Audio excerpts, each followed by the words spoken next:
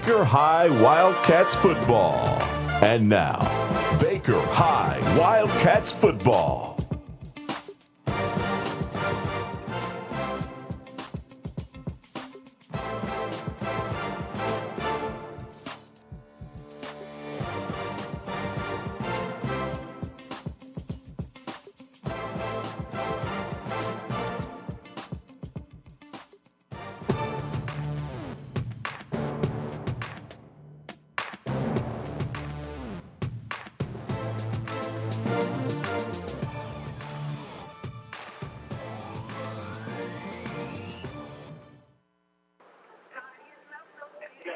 And good evening, everybody, and welcome to Memorial Stadium, downtown McClenny, Florida.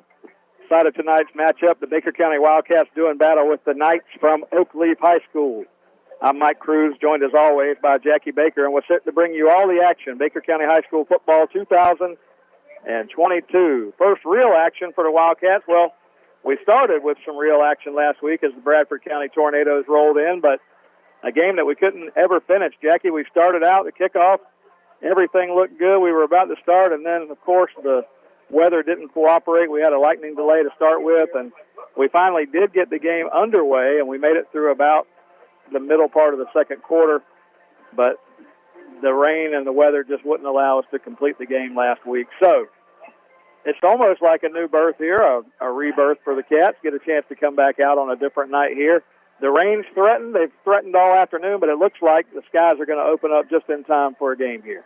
It's kind of like deja vu, Mike. It's almost the first game, but when we got here this afternoon at about 5 o'clock, you and I pulled in the parking lot, and it has rained for, a good probably 3 hours, just a light rain, just enough to soak everything that's already been wet. So we hope these Cats, we dealt with those conditions last week and not very conducive for a good football game, but we're going to try it again this week, and the Cats need a win bad tonight, Mike. Yeah, need a win. They need some confidence. Last week, with the Bradford County game, the way that thing started out, we were middle part of the second quarter. The Wildcats had some opportunities, but Bradford County was out on top pretty big, 21-0 in the second quarter. But, some things changed tonight, Jackie. You're going to see a little bit different personnel. The Wildcats will come out showing some different looks than we saw last week. So, new night, but, hey, Oakleaf's here, and this is a good Oakleaf football team. The Knights come over here. They won last week. They beat Orange Park 45-8. This is a 1-0 football team. A lot of pride in this Oakleaf team, and I got to tell you, I saw them before the game. They kind of looked like Bradford last week, fired up.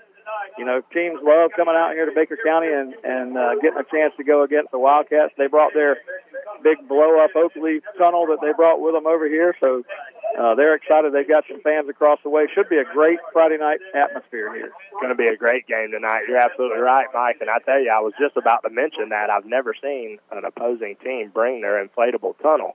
So Oakleaf, they're all in, man, over here in Baker County tonight. Well, we're going to get the national anthem here, so we're going to take a quick pause for that. We'll be back with more Wildcat football here. We'll take about a 4 or 5 minute break, and we'll come back with the kickoff and more Wildcat football right here on WFBB.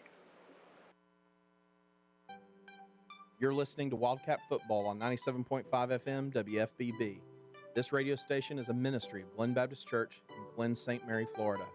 We're blessed to air Baker County Wildcat Football live each week, and it's our hope that you enjoy the program.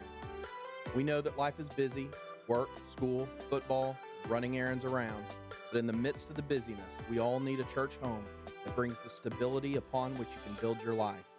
If you're looking for a church home where you can grow in Christ and community, we would love to invite you to worship with us every Sunday morning at 10:30 a.m. Check us out on our website at glenbaptist.org or on Facebook, where you can access church info and content and even watch worship services. At Glen, you get dynamic music, gospel-centered expository preaching, and a wonderful faith community. Come grow with us.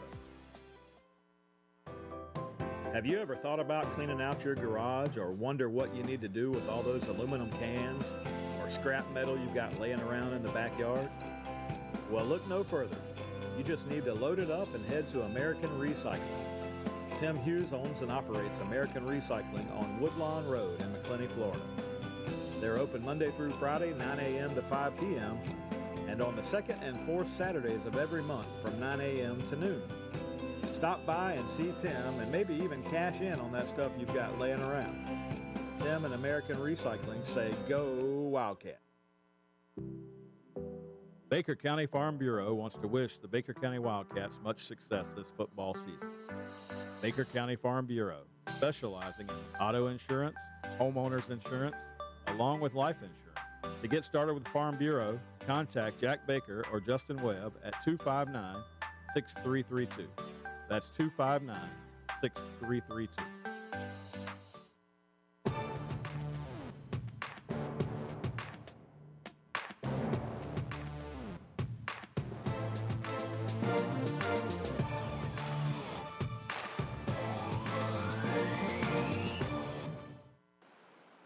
Captains for the Wildcats coming out here to the sideline. We just had the national anthem here. Oakleaf getting ready to come out of the tunnel on the far side.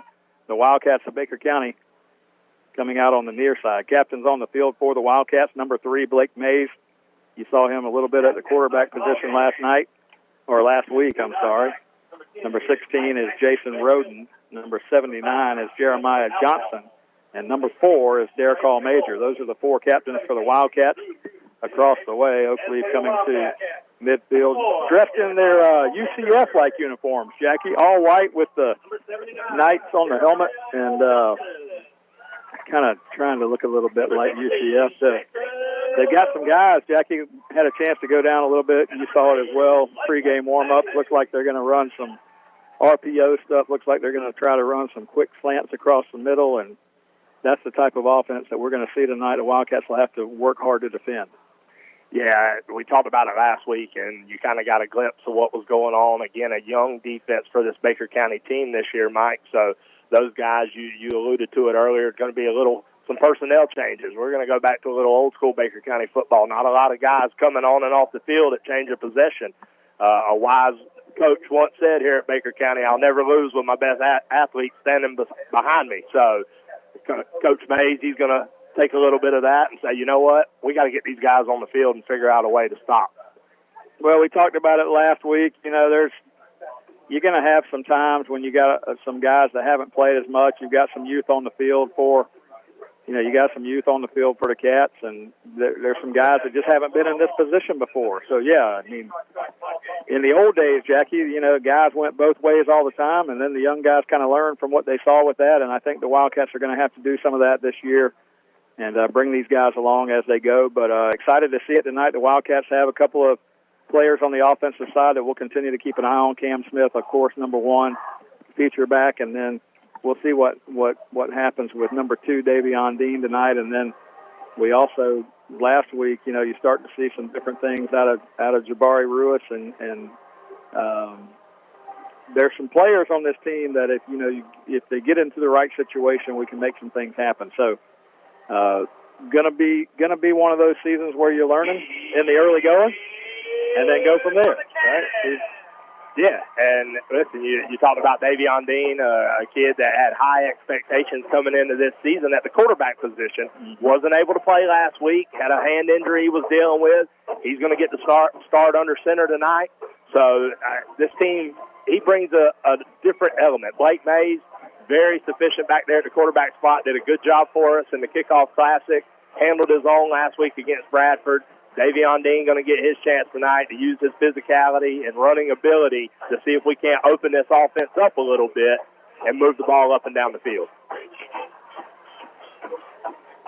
I would like to see it. I know you'd like to see it. So the Wildcats won the toss before the game, Jackie, the coin toss. The Wildcats won.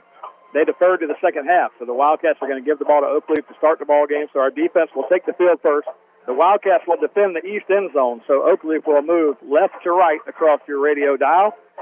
And Oakleaf comes out tonight, Jackie. I mentioned all white. They've got the white pants with the white jerseys trimmed in black numerals with the white helmets. And they've got that OHS that looks kind of like the UCF. And so the Knights, they try to, resemble what's going on in UCF. The Wildcats, a little bit different look tonight, Jackie. The black pants with the red jerseys with the white numerals, and those numbers are a little bit easier to see tonight. And, I mean, it's only fitting. We didn't get the whole game in last week, so this is hopefully the official first full game of the season for the Wildcats. And it's kind of like college football. All the JV teams played last week, so this is the real weekend to start college football. Exciting, yeah. All the JVs, they got their little wins last week. We'll talk about that. Big week of college football coming up. It's an exciting time of year. And Jackie, right here before the game, there's a little bit of a chill, not a chill, but a little bit of a cooler fall type evening here at Baker County as the sun has gone away, clouds have gone away, and here we go. Ball's going to be kicked off. The Wildcats are going to try an onside kick, and they're going to get called for offsides, I believe. And they were going to try an onside kick here to start the ball game, but they were offsides with it, so they're going to back up 5. Well, we ruined that surprise. That's so frustrating. You try to come out with a little element of surprise there right to get the game, maybe get some momentum going your way early, and that's a little par for the course so far this season to jump off sides there. Yeah, you can't really put that one back in the bottle. You used it up. It's done. Oakleaf's return men stand around the 20-yard line. Jaden Hicks is on this side. There's the kick. Mays kicks it right down the middle. It hits one of the up-back men from Oakleaf, and he's going to be tackled right around where he caught the football, around the 37-yard line. So they'll take it first down and 10 from the 37, and we'll see that Oakleaf offense, the Wildcat defense on the field to start. And it's a beautiful night for football, as it's turned out. Great night for football. The rain has finally subsided a little bit, so looks to get a full game in, hopefully, and field's still damp down there. We'll hope that doesn't play into some of the struggles we had last week with the ball handling in the backfield. Drew Ammon will line up in the quarterback position here in the shotgun for Oakleaf, and Jackie, he also serves as their punter, and I watched him boom some 60-yard punts before the game, and my goodness, this guy's an athlete. First down and 10 from the 37-yard line. Ammon takes the snap, rolls to his right, looking to throw it back up the middle. Now he fires one deep down the middle, and the Wildcats have great coverage. It's going to be picked off. Great coverage down the field, and the Wildcats get an interception on the very first play of the game as Oakleaf tried to hit a home run. Davion Dean on the coverage and makes the interception. We just talked about it, Mike, in the pregame. We're going to just put our athletes on the field and tell them to make plays, and that time your starting quarterback, Davion Dean, back there at his safety position, comes up with a huge turnover to start the game. Well, good pursuit by the Wildcats on the interior. They made Ammon kind of reshuffle his feet. He wanted to throw it as soon as he made a right-hand move in the backfield, but he couldn't. So the Wildcat pressure forced him to throw it a little later than he wanted to. Wildcats had double coverage back there, and they get the first turnover of the game. First down and 10 from the 18-yard line. Dean in the shotgun, 4 receivers to the right, 1 to the left. Dean going to run an option to the left side. Cam Smith got it. Cam Smith has to reverse his field as there was pursuit. And now a flag deep down in the backfield. Cam Smith was able to make something out of nothing, but the Cats are going to get called for some flags here. Yeah, when you reverse your field like that, sometimes those linemen are doing everything they can to make their defensive linemen go one way, and it looks like there's going to be a holding or a block in the back there in the backfield. Cam Smith has done a good job to try to get back to the original line of scrimmage, but nothing doing there. Well, even though the Wildcats get a penalty here, you saw what Cam Smith can do on that play, Jackie. They had 6 guys in the backfield that had cornered him. Cam Smith reversed his field all the way back, went to the far sideline. Unfortunately, what that means is, because this is probably a spot of the foul penalty, that holding occurred well inside the 10-yard line. But it looks like they're going to mark it down at the 8, so just a 10-yard penalty, first down and 20 now, but the Cats, a 10-yard penalty on first down. After the turnover. Yeah. Killed any bit of momentum you had going there. Dean in the shotgun. He's got Cam Smith in the backfield. Dean's going to run it himself, fakes it to Cam Smith, and Dean's on his feet, and he's still on his feet. Fights his way out near the 18-yard line. He gets the penalty yards back. It'll be second down and 10, a 10-yard game there for Davion Dean. Great job that time by Davion Dean. It's a little read option play with Cam Smith in the backfield, and we know going into this game from what Cam's done in the last 2 seasons, everybody's going to key on number 1 in the backfield, and that time they did, and Davion Dean picks up big yardage there. A much different look here, though, as the Wildcats split 4 receivers to the left, 1 to the right, no backs in the backfield with Dean in the shotgun. Second down and 10. Davion calls for the snap, throws it to the left side. He's got a man there, quick hitter, catch made. Cam Smith has got it, and he's down the sideline. Cam Smith to the 40, Cam Smith 45, Cam Smith 50, across midfield. Cam Smith is going to take it all the way, and this is going to be an 82-yard touchdown run. No, they're going to say he stepped out at midfield. Oh, man. I didn't see it, Mike. That was right on top of us here, and I did not see him step out there. One guy grabbed Cam Smith's jersey. Oh, and there's a flag in the backfield that we didn't see, Jackie. Oh, no. And they called a chop block. And I'm looking down the field just like you. Should have been an 82-yard touchdown run. They're calling a chop block way back at the line of scrimmage. Cam Smith should have got a horse collar over here as the guy tried to grab him from the horse collar of the jersey, but they didn't get that. But somehow or another got a chop block. My goodness. On a flag that we didn't even see. That negates what should have been an 82-yard touchdown run, Mike. My goodness.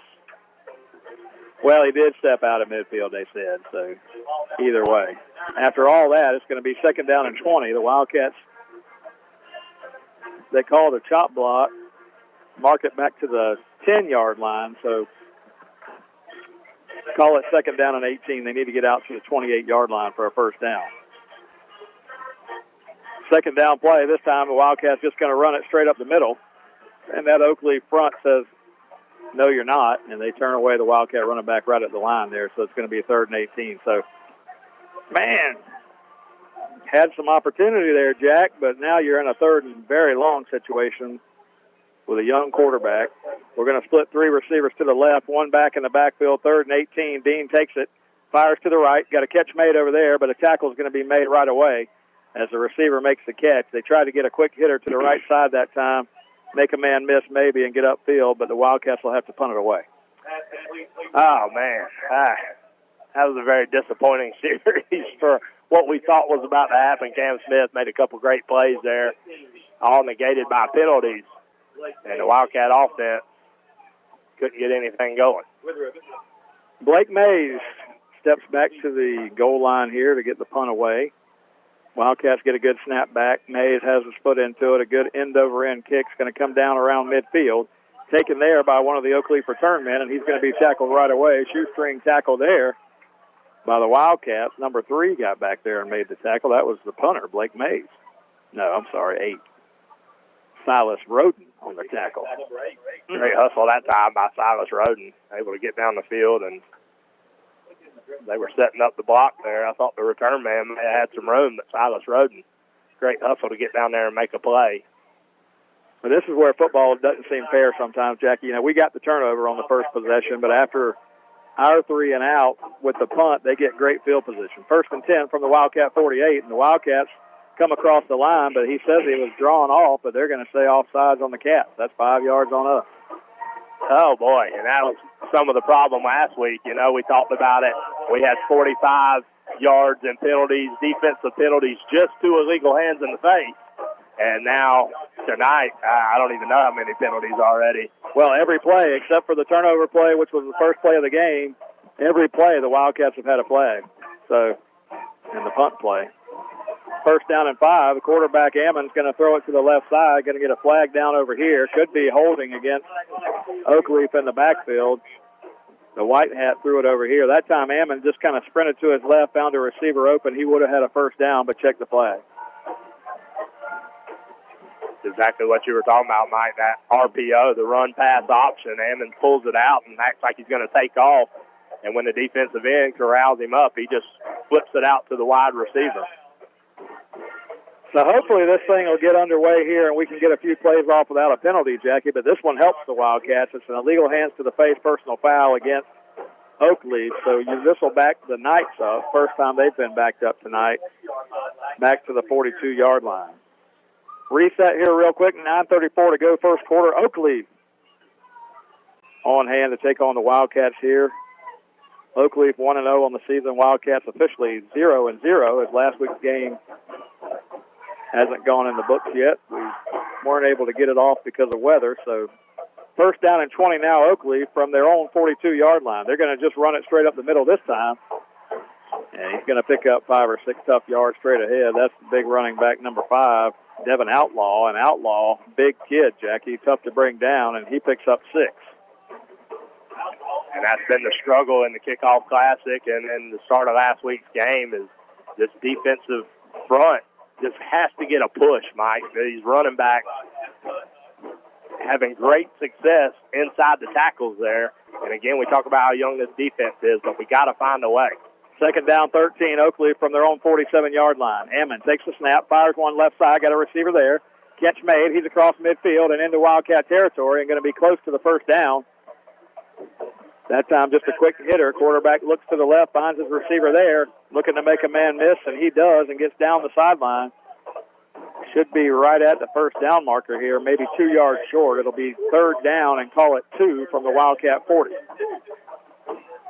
Third and a long 2 here. Man, what the Wildcats wouldn't give to get a stop. Outlaw in the backfield with quarterback Ammon. Ammon takes the snap, gives to Outlaw. He's going to be straight ahead, and he's got the first down and more. He's got the first down inside the 30-yard line, and that's a 10-yard pickup, and they made that one look easy. Big offensive line here for Oakleaf, and they just rode big number 5 Outlaw right behind that offensive line and got that first down. And we're trying to bring all the pressure we can, Mike, and we're just not able to get in the backfield. First down play now, Ammon again. They're going to give the ball to Outlaw. He tries to break it outside this time, and a good tackle over there on the corner. And a very short gain, maybe a gain of 1. As number 6 for the Cats came up, that's Makai Mosley. And Mosley made the tackle. Mosley made a couple of big plays last week. Yeah, Makai Mosley. Probably a little undersized for a linebacker, but like you said, made a couple big plays last week, and that time does a good job to bring Outlaw down, something we haven't had a lot of success with tonight. 7.5 to go here in the first quarter. No score, Wildcats and Oakleaf, and the Wildcats are going to jump off sides here again. Hard count by Ammon, and they're going to call this against the Cats, I'm afraid. 2 or 3 guys came across, and they're going to get 5. So we stop them on first down, Jackie, only a gain of a yard. But then before this second down snap, get an offsides, and that's going to cost us 5. So it's almost like they got 6 or 7 on first down. That's twice. And, I mean, those offsides penalties, those are just silly penalties, Mike. Been taught since you were 5 years old to watch the ball, man. Mm-hmm. Second down and 3, Ammon in the shotgun. Ammon takes the snap. Looks to throw, got a man across the middle, and it's going to be picked off. Picked off at the goal line. The Wildcat safety came over and got it. Right at the goal line, looked like it was going to be a touchdown, and the Wildcat came over and got it right at the last minute, and that was Davion Dean, his second interception of the night. He was just playing center field, and he baited Ammon into that throw, and the Wildcats get the second turnover. What a play by Davion Dean, because I'll tell you what I saw. I saw a wide open receiver going down the seam, and I thought the outside linebacker had bid on a double move, and I thought that was an easy touchdown, and Davion Dean comes out of nowhere for his second interception of the night. Well, I'm going to tell you, Jackie, when you've got a special player, they make special plays, and that time, I'm telling you, Davion Dean baited that quarterback into that throw. He made him think that receiver was wide open, came over and got the pick. Now he's going to turn around and play quarterback. First down play, they're going to give it off to Cam Smith. Cam Smith trying to run around the corner. Tried to cut it upfield maybe a little too early and going to pick up a yard. Man, that time I thought Cam Smith had a lot of running room over there, Mike, and Oakley closed that hole in a hurry. Fast and furious here. The Wildcats have 2 turnovers on the night, but now face a second down and 9 from inside the 20. Both of those turnovers haven't given us great field position, so Wildcats need to work to get this field position turned over here in the early parts of the game. Second down play, Dean in the shotgun, going to fire one to the right side, and the pass is going to be short and skips to the receiver, so that's incomplete. They are playing with a wet ball tonight, so that will play a factor somewhat. We got some rain here leading up to kickoff. It's not raining now, but the field's still wet. And, Jackie, I got to tell you, with the amount of rain that we've had here in the area the past couple of weeks, the field's a little mushy. Oh, my goodness, Mike. It's absolutely terrible down there, like walking through a mud pit. Timeout on the field, mid-quarter timeout. We'll take one with them. No score here from Memorial Stadium. We'll take a 30-second timeout. You're listening to Wildcat Football on WFBB. Have you ever thought about cleaning out your garage or wonder what you need to do with all those aluminum cans or scrap metal you've got laying around in the backyard? Well, look no further. You just need to load it up and head to American Recycling. Tim Hughes owns and operates American Recycling on Woodlawn Road in McClenny, Florida. They're open Monday through Friday, 9 a.m. to 5 p.m., and on the second and fourth Saturdays of every month from 9 a.m. to noon. Stop by and see Tim and maybe even cash in on that stuff you've got laying around. Tim and American Recycling say, go Wildcat.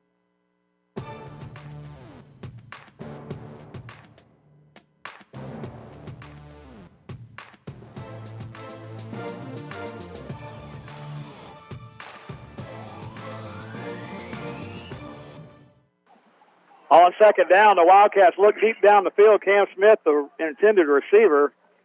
Davion Dean overthrows him just a little bit, and I'm sorry, that was third down. On the third down play, and bring up fourth down. I lost it down there somewhere, but Blake Mays back on the field to punt it away. The Wildcats with 2 turnovers early on, but we got to figure out some way to flip this field position, Jackie. That has definitely been the battle so far, Mike. You called it. Sometimes football's not fair, and we haven't been able to get Oakleaf on their own side of the 50 since the start of the game. Good high hanging kick from Blake Mays, end over end, and it takes a Wildcat roll. The return man's going to pick it up back there around the 43, so not a bad job that time. Good punt for Blake Mays, and the Wildcats' good pursuit down there will stop them 1st and 10 from their own 44. Great punt that time by Blake Mays.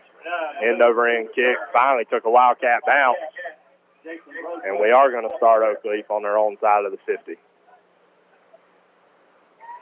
Yeah, well, inch by inch. You just got to kind of move it back a little bit, inch by inch. 6:10 to go here in the first quarter, Jackie. Good to be back up here with you again for this 2022 Wildcat football season. Hope all the folks listening in are settled in. You got your radio knob ripped off right there and just tune in for this entire ball game. Looks like we won't be cut short here tonight. The weather has cooperated. It's a beautiful night for football. And here we go. 1st down and 10. Ammon, the quarterback for Oakleaf. He's going to ride the running back Outlaw to the left side. Gives it to him, and Outlaw is going to pick up about 5 yards along that left sideline near the midfield marker. Outlaw, just a big, bruising running back, Mike, able to run through the first Wildcat tackler and pick up 4 yards. Looked like we had him corralled in the backfield that time. Makes something out of nothing and picks up positive yards. Ammon's the same way, the quarterback. Big, stocky kid, moves well on his feet. 2nd down, call it 6. The Wildcats jump off sides again. And this will be at least the 3rd offsides penalty on our defense. At least 3.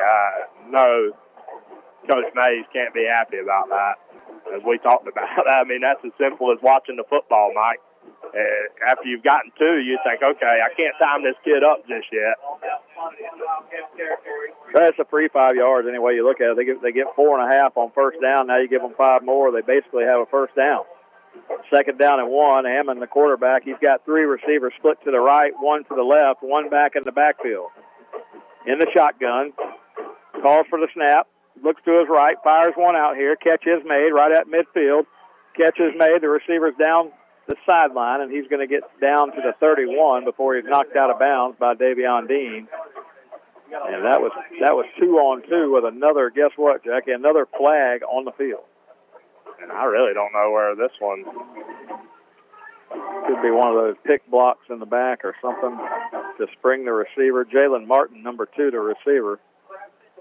Oh, it's going to be a face mask on the Wildcats. Wow. So they're going to get this play to the 31-yard line, which was a gain of about 19 on the play, and then you're going to get 15 on top of that. So the Cats just can't get out of their own way here early on. And again, we talked about it last week, 45 yards worth of hands to the face penalties, and now here we go with 5:16 left in the first quarter, and we get a defensive face mask. So, yeah, 2 turnovers here. You got 2 interceptions by Davion Dean. Wildcats have nothing to show for it. Now Oakleaf knocking on the door. 1st down and 10 from the 16 of the Wildcats.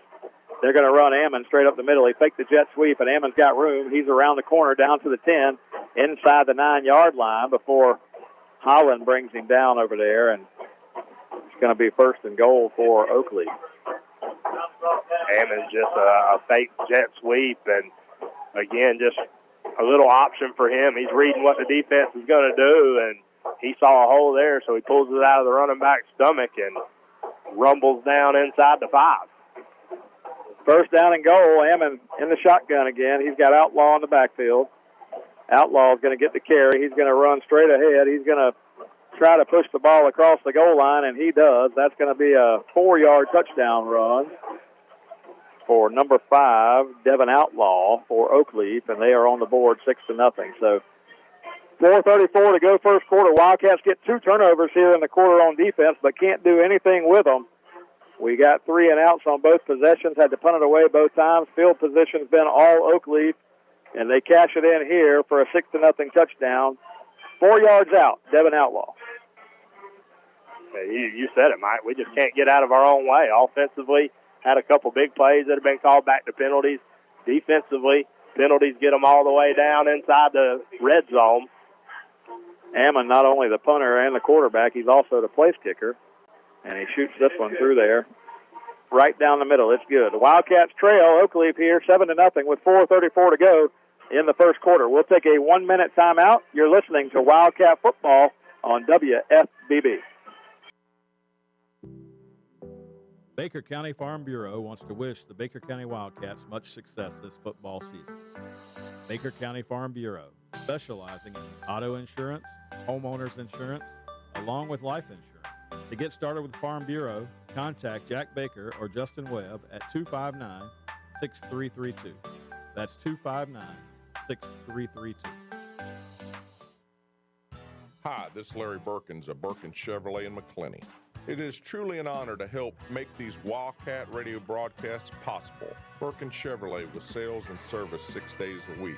Cars, trucks, SUVs, certified used cars. We help customers establish or reestablish credit. Thank you, Wildcat fans. From Larry Berkins at Berkins Chevrolet, US 90 in the heart of McClenny. Online at BerkinsChevy.com.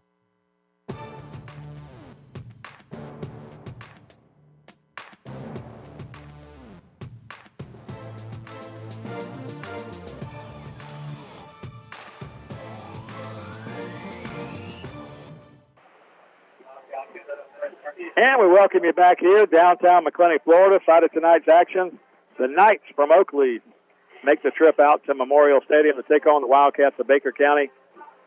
Right now it's Oakleaf 7, the Wildcats nothing, 4:34 to go in the first quarter. Davion Dean, 3 receivers to the left, 2 to the right. Dean going to take it and give straight up the middle. This is Kanias Williams, and Kanias is going to run around the right end and get 2, maybe 3 yards. Kanias Williams, one of those young guys we've been talking about, Mike, just a sophomore. High hopes for him. That time just kind of lowers his shoulder and picks up 3 or 4 yards there on first down. Give him a good 3 on the carry. 2nd down and 7 now. Dean, again, this different look that we've seen. You know, a lot of guys standing up. Now the Wildcats will move 2 guys to the backfield. First time we've seen that tonight. We'll run it straight up the middle. And then Williams again. And Williams has got the first down and more. He's across the 40 and carrying guys out across midfield. And that's the first sign of life we've seen from this Wildcat offense is Kanias Williams carrying guys across midfield. Picks up big yardage into Oakleaf territory to give the Wildcats a first down. Kanias Williams, not much bigger than Cam Smith, but just kind of a bruiser, Mike. And that time bounces off a couple tackles, stiff arms another defender, and picks up huge yardage for this Wildcat offense. First down and 10 now. They try to get the chain set. 3:35 to go in the first quarter. Davion Dean, the quarterback, in the shotgun. Looks to his left. Makes the pass there. Now Dean's got room to the right. Dean's down the sideline. There he goes, 30 to the 25. Dean caught from behind and gets out of bounds around the 25-yard line. And the Wildcats another first down. Hey, listen, I'm okay with that. Davion Dean, about 2 seconds, we thought we had a couple receivers running downfield. But when you look and all you see is green grass in front of you, take off, young man. Davion Dean gives the Wildcats a first down. Kanias Williams hard running early on, got them a first down. Maybe we'll give them some different looks, something else to key on. First down play, Cam Smith got it now. Cam Smith inside the 25. He's going to be bottled up, and like you said earlier, Cam Smith's going to be the guy they key on. So the more we can continue to work away from Cam, then Cam will be open later in the game. Maybe that's the plan.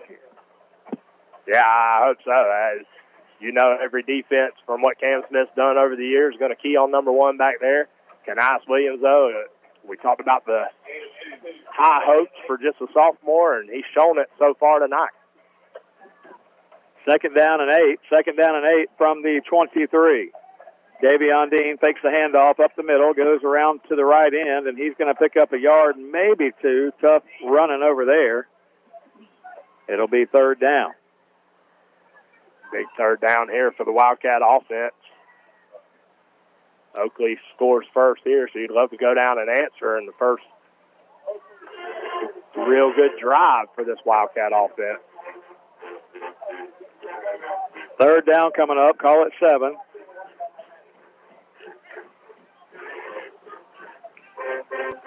Third down and 7 from the 23-yard line. 2:12 to go, first quarter. Wildcats with a little bit of momentum here. You want to keep that.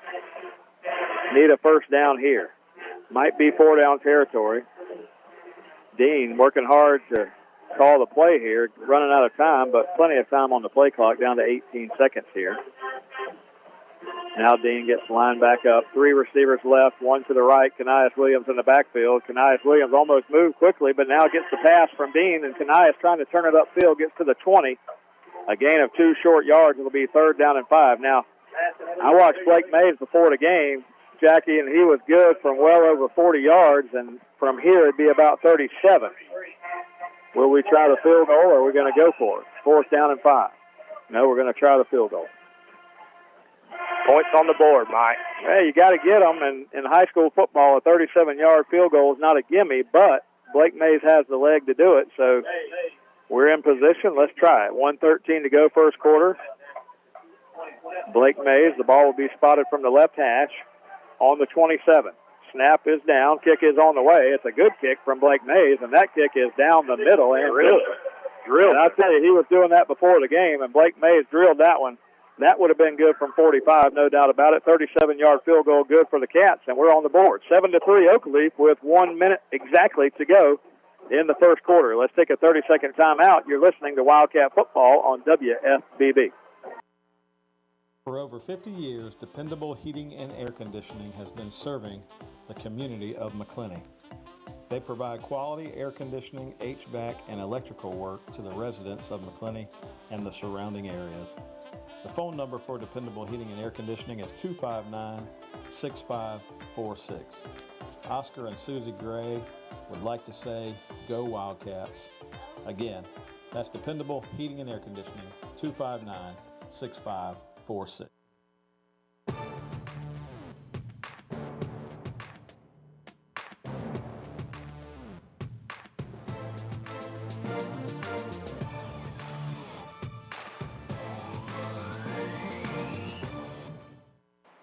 And Blake Mays came to play tonight, Jackie, on the ensuing kickoff here. Blake Mays kicks it over everybody's head and a touchback. So the Wildcats now, maybe we've successfully flipped that field position now as Oakleaf will come out from the 20-yard line. I was hoping he'd do it like I do my pitching wedge. Man, that ball hit about the 3. I was hoping that thing just had a little backspin on it and sit down right there. Jackie, be honest with all the folks listening in all over North Florida here. Is that what your pitching wedge does? Be honest. When I throw the pitching wedge after I shank the ball. The club itself does that. 7-3 ball game. Wildcats answer the touchdown from Oakleaf with a 37-yard Blake Mays field goal. Now Ammon brings the Oakleaf team back to the line here, and he was trying to hurry. They're going to get a delay a game here on the first play of this possession. So now penalty against Oakleaf. I like to see that. You know, we've had our share here in the first quarter. We might have had more penalty yards in this first quarter than we have yards, and that's, I'm not being funny when I say that. No, you're probably right. We sure do miss our statistician, Justin Thomas. I hear from him from time to time. We definitely miss him. First down play, they're going to run it straight up the middle, and Outlaw is going to be corralled by the Wildcats, a host of Wildcats up there, and he's only going to pick up a 1, maybe 2 yards. It'll be 2nd down and 13. And the live stream, we need to tell Justin just to watch it, keep the stats from the live stream, and he can text them into us. I forget that. You know, you folks that are listening in on the live stream, brought to you by Jeremy Height and all these TV production folks from the high school, we're radio guys. So if we don't call it always like you hear it on the TV, we apologize for that. But this is radio. So, but hey, we love having that live stream too. 2nd down, 13. Here we go. Ammon in the shotgun. Wildcats Holland is in the backfield, and he hits the quarterback, but he doesn't wrap him up. Holland had him in the backfield. He hit him and thought he was going to go down, and he didn't. For some reason, Holland just didn't wrap him up. Would have had a huge sack. Pass goes incomplete. It'll be 3rd down. Ammons is not the size kid that you can hit. No. You have got to wrap him up. He probably outweighs Orlando Holland by 50 pounds. No, and Holland hit him pretty hard. But I'm telling you, Jackie, this quarterback that they've got, Ammon, I already told you, he kicks, he punts, he plays quarterback. and he's good on his feet. I mean, and he's a big kid. I mean, you're not going to bring him down with that hit, and I think Holland learned that lesson that play. Yeah, that's one of those. You try to swipe the arm as you wrap him up and hope for a fumble. But good play nonetheless by Holland, brings up a huge third down here. Yeah, great play by Holland. Forced him into a third down situation, 3rd and long. Holland off the edge, coming around that corner again. He's chasing Ammon from behind, flag down, and this time Holland's going to get the sack. Nice pursuit by Orlando Holland as he comes from that far end. Looked like he was being held up for a minute, shook off the block, chased down the quarterback from behind, and got the big sack. Let's check the flag. And that's going to go against the offense on the holding. So great job by Holland on 2 straight plays in a row. Learned his lesson about Ammon, said, I'm coming back to get you, and he did. Absolutely. That time Ammon's got a little happy feet there, had some time in the pocket. And I'll tell you what you're not going to do. You're not going to roll to the outside and not expect Orlando Holland to be breathing down your neck. And Holland makes a huge play there on a 3rd and long. And you talked about flipping the field position, Mike, and here we go. And that's exactly what you need to do. You know, you get the, you know, having a, let me just back up for a second here. Having a special teams game with being able to kick a field goal is so important because a lot of high school teams there a moment ago, you end up in 4-down territory, and if you don't get it, well, the other team takes over right there. But being able to convert a 37-yard field goal, that means you had the ball down to the 20-yard line, okay? If you can convert a 37-yard field goal in high school, that gives you a lot of options. Come back, touchback, they get a penalty, you get a big sack. You know, you almost had 2 sacks in a row there. That's how you flip the field position. It looks like the intensity's been turned up for this Wildcat football team, which is really what they needed, Jack, because I'll be honest with you. Early on, I was worried that Oakleaf's intensity was going to far outmatch ours. But right now, the way that the Wildcats' intensity seems to be turned up, it seems to be playing right into their hands, and you just got to capitalize from here. Yeah, we talked about it, you know, and that was a little bit in the kickoff classic and last week. You saw this Wildcat defense. They're in the right positions. The coaches have put them in a position to win the ball game. At some point as a player, you got to say enough's enough. I'm going to make a play. And on that defensive series right there is the first time I saw him come alive and make some plays. Now, I want you to watch this, Jackie. I saw Ammon booming some 60-yarders in pregame. He's got his feet on the goal line here, and he's going to punt it away. Cam Smith stands at midfield. This one's a little shorter, but it is going to be out across midfield and into Wildcat territory and rolls out around the 42. So 50-yard punter, so for Ammon there. He's got a leg now. Yeah, that wasn't his best punt. I was with you, Mike. We watched him in warm-ups. I mean, he was booming them.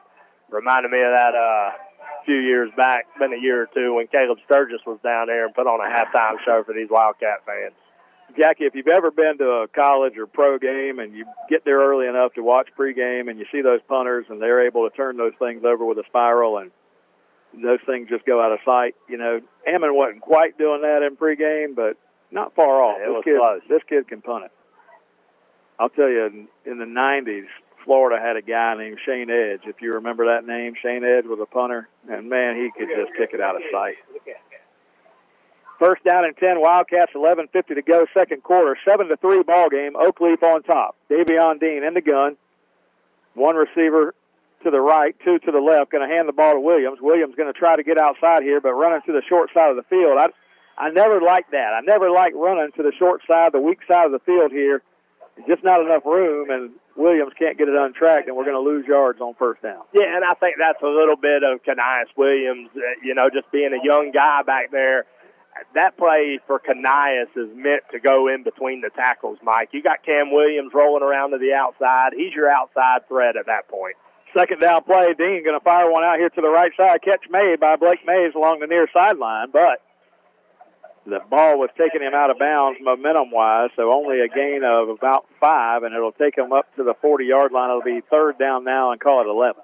Good catch that time by Blake Mays. Able to climb the ladder and go get that ball. Cats need a big play here on third down. You don't want all that momentum. You don't want to turn it right back around here and give them the ball right back. You can use a huge play on offense here. Third down, call it 11. Williams is in the backfield. Cam Smith split to the right with Mays. 2 receivers right, 2 to the left. Dean in the shotgun. 10:39 to go in the first half. Changing the play at the line of scrimmage. Here we go. Dean calls for the ball, and we're going to get a flag. It's going to be a delay of game right at the 0. The snap was right at the 0, so instead of 3rd and 11, it's going to be 3rd and 16. My goodness. Oh, man. No leeway here, man. Team in the NFL, they get like a fraction of a second when that thing gets to 0. Yeah, it's tough. Saw that 0, and he threw that flag, but the Wildcats have had so many penalties here early. That's been the bugaboo. 3rd down play, call it 16. Fires it across the middle. Ball's going to be knocked down. Had a linebacker standing there right in the path of that pass, and he was trying to hit Blake Mays on a crossing route there, but the linebacker stood in there. Isaiah Shevcook, number 6 for Oakleaf, knocking that play down. It'll be 4th down. Got to hope Blake Mays gets a leg into this one here, and let's try to keep that field position battle we had won. Yeah, it worked so hard to get there, you don't want to give it right back. Good high kick from Mays. They don't call fair catch over there. He's going to fumble it. Wildcats have a chance to get on it, and we do. That's number 16 for the Cats back there, and he's going to cover the football. Jason Roden, one of the captains for the Wildcats, and we're going to have a first down inside the 20-yard line. That'll be the 3rd turnover of the Wildcats' night. What a hustle play by Jason Roden that time. I mean, he was the first man down there. You called it no fair catch, and Jason Roden makes him pay. He makes the initial hit and jumps back up and recovers that fumble. What a play by Jason Roden. And the thing is, Jackie, they haven't fair caught all night, and Mays has been hanging them high, and that time made them pay. I tell you what, great punt by Blake Mays. It carried him inside the 25. He couldn't bring it in, and Roden, wonderful play by one of the captains for the Wildcat football team tonight, Jason Roden. Handoff. Wildcats fake it inside. Davion Dean keeps it himself, running that RPO down inside the 15, down to the 10-yard line. A gain of 4 tough yards for Dean, but the Wildcats in business here. And that time, Davion Dean showing a little grit about him. Gets hit at the line and just keeps moving those legs to pick up some additional yardage there. So maybe this Wildcat team, Mike, finally getting fired up to play some football. 2nd down, call it 6. Right at the 10-yard line. The Wildcats can pick up a first down inside the 5.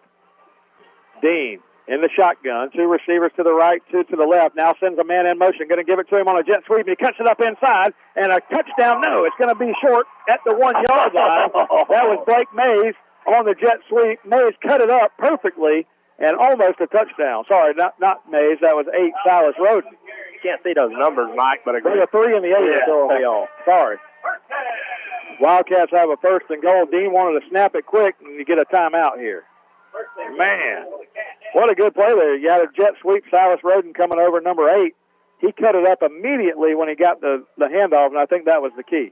Yeah, and I thought he was going to score, Mike, just short there down on the 1-yard line, but a great run that time by number 8, Silas Roden. And Coach Mays is asking the White Hat, why did you stop play there?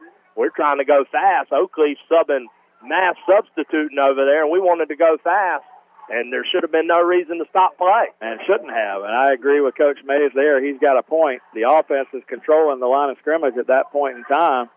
There shouldn't have been any chance for Oakleaf to cause that, and if they did, it should have just been an offsides penalty, because as their guys are running off, they should have thrown an offsides penalty and moved it half the distance. But either way, after that run by Roden, you're looking at 1st down and goal from the 1-yard line now. I thought Roden might have enough to stretch it just across the goal line.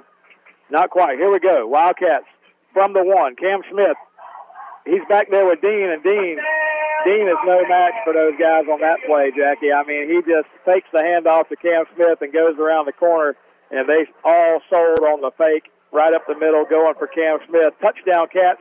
Wildcats' first touchdown of 2022.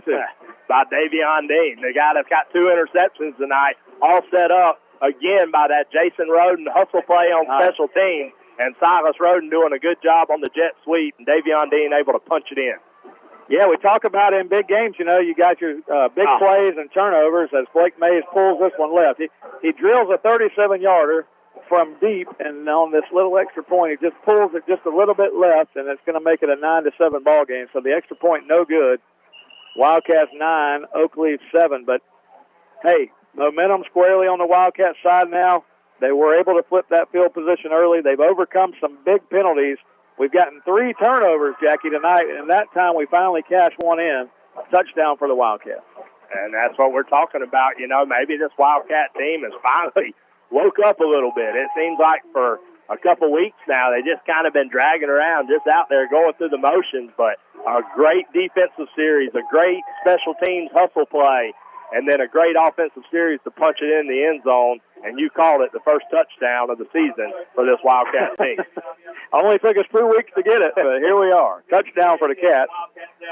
9-7 lead over Oakleaf with 8:56 to go in the first half, and the ball keeps falling off the tee. That feels a little mushy, but it's not windy, so I don't know why the ball's falling off the tee. You got to get it just right, you know. You know, I do that. I make sure my golf ball's got the perfect lie, you know, set it up on that high grass a little bit. Oh, my goodness. Blake May is ready to kick it off for the Cats. Kicks it high, going to come down around the 10-yard line, taken right there. Oakleaf return man back to the 20. He's going to get to the 22-yard line, and he's going to be taken right there. So good pursuit by this Cat defense. Special teams doing a good job tonight. Jackie, 2 turnovers tonight on the interception. Davion Dean with both of them. 1 on the special teams play we saw just a moment ago. Special teams has shown up tonight for these Cats, and it's making a difference in this ballgame. No doubt. Even on that kickoff, Orlando Holland gets down there, spins him around, and another young guy, Gavin Mosley, number 23, is right behind Holland to scoop it up. They got high expectations for Mosley. Just a freshman this year, Mike. So up here playing varsity, not very often you get to see that. So freshmen and sophomores all over the field for this Wildcat team. First down and 10, Oakleaf from the 21-yard line. Ammon in the shotgun, 3 receivers to the left. Sends it back out of the backfield in motion, and he's going to get the catch. That's Outlaw, and Outlaw makes a couple of guys miss, and he's loose out across the 30, and you see him lower that shoulder. That's a big kid right there. And they should have had him in the backfield, but he gets loose and a first down for Oakleaf. And again, just an over pursuit, you know, this young linebacker group. They had Outlaw, thought they had him contained right at the line of scrimmage, and just a little over pursuit, and he's able to make a cut and get big yardage. First down play now. Again, Outlaw is going to get the football, and they're going to run it behind Outlaw. They like what he did early in the game, and they're going to go back to that now. This is a big kid, Devin Outlaw. And he picks up another 9 yards there, close to another first down. Tough to bring down. Yeah, you don't want to get a kid like that going, Mike. We're hitting him initial contacts at the line of scrimmage. They did call that a first down, move the chains. Ammon fakes at the line of scrimmage, going to throw one down the middle, and he's got a receiver there. So in just 3 plays, Oakleaf now in business at the Wildcat 37. That was a little in route that time by number 14, the wide receiver, Bradshaw, and Bradshaw comes over and makes the catch at the 37, first and 10. Ammon now going fast with this Oakleaf team, trying to answer the Wildcats touchdown. Fires it out to the right side. That's Bradshaw again, number 14, and Bradshaw's got a catch, and he gets up the field to around the 26-yard line. Going to be another first down. Just 4 plays, but you see how they're pressing the tempo here. Yeah, Oakleaf wanting to go fast here, and maybe when you see a kid like Davion Dean that hasn't come off the field yet, trying to take advantage of that. First down and 10 now. Ammon in the shotgun. 2 receivers left side, 1 to the right. Bradshaw's the lone receiver on the far side of the field. Outlaw in the backfield. He's going to get the carry. Outlaw straight ahead. Makes a man miss. He's got a little cut move there and runs the guy over right at the 10-yard line. This guy, Outlaw, he's a player, Jackie, and he's going to give them a first and goal inside the 10. And not scared to lower his shoulder one bit. Outlaw loves the contact. He didn't think he'd be denied there on the touchdown, but Davion Dean with a good tackle there. Yeah, Outlaw's bringing the contact to you. First down and goal from inside the 10-yard line. Again, Outlaw. They're just going to ride number 5 all the way down the field here, and he's going to cut it back here and get to the end zone. Devin Outlaw, 6 plays, they answer the Wildcat touchdown, and Oakleaf is in the end zone. And that, as great a defensive series as we had last time, that one was pitiful, Mike. Well, yeah, Oakleaf made a decision on their sideline after that turnover, and we scored. They made a decision that they were going to go back to what they were doing early, stick with Outlaw, stick with Ammon. Very tough combination back there in the backfield. Those are 2 really good football players. And Devin Outlaw, tough to bring down. He gets the touchdown there. I tell you, I I'm as impressed by Outlaw on that series as I have been in a running back in a while. Tough football player right there. Kick by Ammon is through the uprights, and that gives Oakleaf a 14-9 lead here with 6:54 to go in the first half. 6:54 to go first half. Oakleaf on top 14-9. Let's take a 1-minute timeout. 1-minute timeout. We'll send it back to the station. You're listening to Wildcat Football right here on WFBB. Dual State Real Estate is a proud supporter of Wildcat Football. We offer home and land sales as well as property management in Florida and Georgia. Come in for a free consultation and we'll show you how to get up to 16% more for your property. Mention this ad and we'll give you free buyer representation. Don't hesitate. Call Dual State. Owned and operated by Sabrina Thrift. Call us today at 904-397-0263 or check us out at dualstaterealestate.com. We'll give you service you deserve from people you can trust. And at Dual State Real Estate, we are always Wildcat proud. Have you ever thought about cleaning out your garage or wonder what you need to do with all those aluminum cans or scrap metal you've got laying around in the backyard? Well, look no further. You just need to load it up and head to American Recycling. Tim Hughes owns and operates American Recycling on Woodlawn Road in McClenny, Florida. They're open Monday through Friday, 9 a.m. to 5 p.m., and on the second and fourth Saturdays of every month from 9 a.m. to noon. Stop by and see Tim and maybe even cash in on that stuff you've got laying around. Tim and American Recycling say, go Wildcat.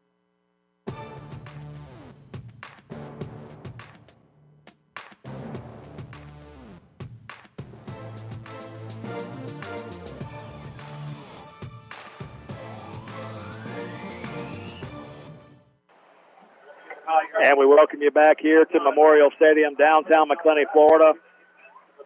We got the Wildcats of Baker County doing battle with Oakleaf, the Knights from over there in Oakleaf. And so far, good ball game back and forth, 14-9. Oakleaf with the touchdown a moment ago by Devin Outlaw puts them back ahead, 14-9. The Wildcats on the possession before that had gotten a touchdown with Davion Dean and made it a 9-7 game, now 14-9 Oakleaf. Wildcats with the football from the 20-yard line. Davion Dean in the shotgun, 4 receivers to his right side. Dean under pressure, and he's going to be sacked. He can't even move, and he was looking for a little fake play that time, going to maybe throw it back to the right side, but he didn't have time. No time at all. Defensive tackle, like the nose guard, I mean, just blew that up right from the get-go. Davion Dean tried to escape the pocket, but nothing doing on that play.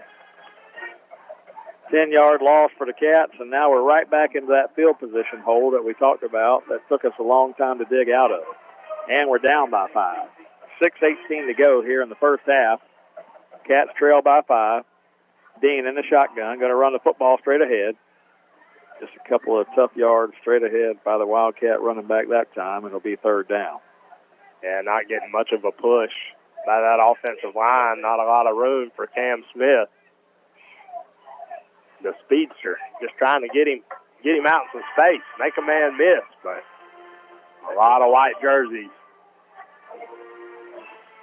Third down, call it third down and 18 here. Cats trying to do something on third down. Davion Dean's going to sling one down the left sideline, and it's going to be incomplete, out of bounds over there.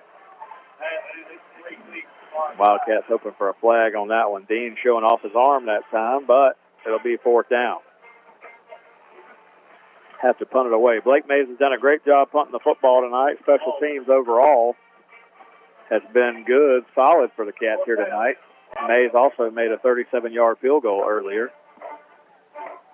But now you're in that danger territory. It's a one-possession game. You do not want Oakleaf to get ahead in this game by more than one possession, but they're staying to get good field position here.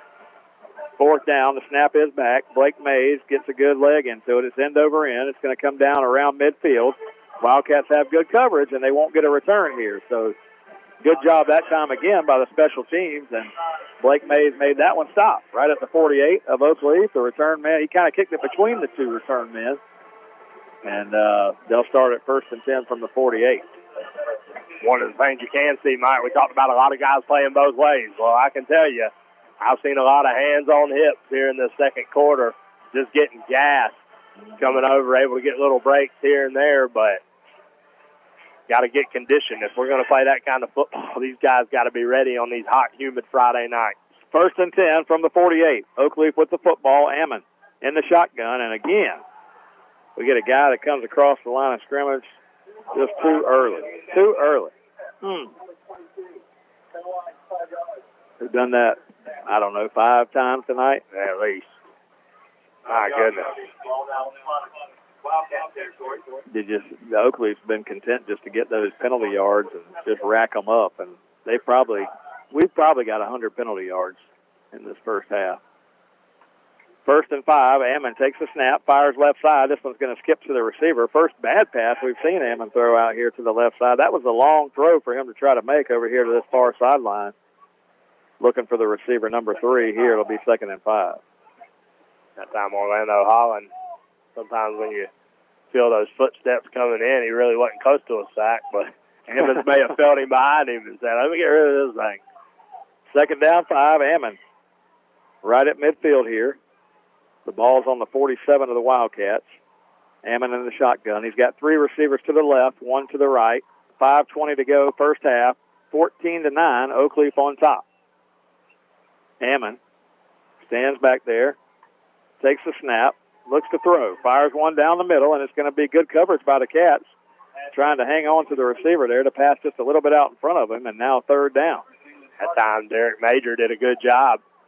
Same route that was run on that last scoring drive for Oakleaf, but Derek Major cuts it short, and maybe the first mistake Ammon has made, overthrowing the receiver. 3rd down and 5 now, 5:15 to go here in the opening half. Oakleaf ahead, 14-9. Ammon in the shotgun on 3rd down. Fires one right side, catch is made, and it's going to be incomplete. Ball knocked away as number 4, Major, came up and put the hit on the receiver to make it an incompletion, and now a decision for Oakleaf on 4th and 5. Will they go for it, or will they punt it back to these Cats? Great play that time by Derek Major again.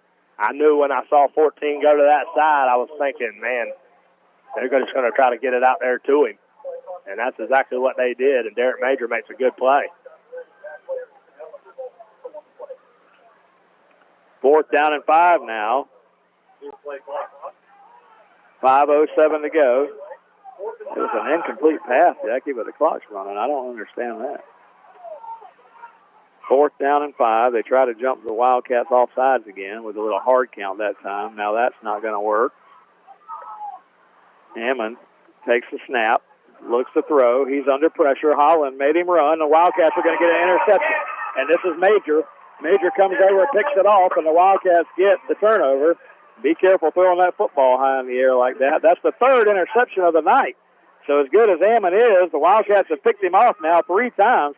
We got to make one of those hurt. Yeah, Derek Major again. We called his name a lot on that series. And now there's a flag. That just fell out of his pocket.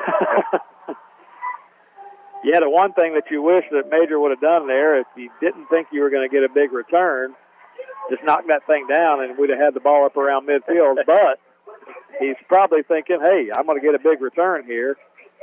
And maybe he would have, but got tracked down there. Either way, 1st down and 10 from the 30-yard line. Wildcats hand it to Cam Smith. Cam Smith trying to get outside.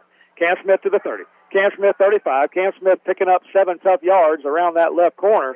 And Cam Smith gets the Wildcats in a 2nd and short situation. Good job that time by Cam Smith. Able to bounce it outside and use that speed, and was 1 block away from springing that one. You just want to get some of that positive yardage on 1st down. That time we pick up 8 yards. Make 2nd down a lot easier. 2nd down play. The Wildcats get a 1st down up the middle. This is Cam Smith again, and Cam Smith fights his way out to midfield. And that's the difference, Jackie. When you don't go backwards on 1st down, you pick up 8 yards on 1st down, then the field starts to open up. And guys like Cam Smith can get down the field, make some big yardage. That's what the Wildcats have going here. Some momentum on their side, 1st and 10 from midfield. Davion Dean splits 3 receivers to the right side, 1 to the left, 1 back in the backfield. That's Kanias Williams. Kanias Williams going to get the carry, Williams going to fight hard, keeps his legs moving. He's still moving up ahead. They blow the whistle way too early. Golly. My goodness, don't blow the whistle. My man's turning his legs down there. He would have picked up around 5. They might give him 3.5 here. Hey, listen, as long as I got forward momentum, don't blow the whistle, man. Man, his legs are still going. I'm all about player safety, but let the man finish the run. 2nd down, 7. Davion Dean calls to the sideline looking for the play call here. Wildcats with 3:10 on the clock here in the first half, trailing by 5, 14-9. Love to see a touchdown here before the half. Davion Dean in the gun, takes the snap, going to give to Williams. Williams picking his way along that front line, and he's going to get inside the 45, down inside the 43. Oh, no. They pulled the football out over there. They're going to say it's a fumble. I thought he was down. The side judge threw his beanbag, though.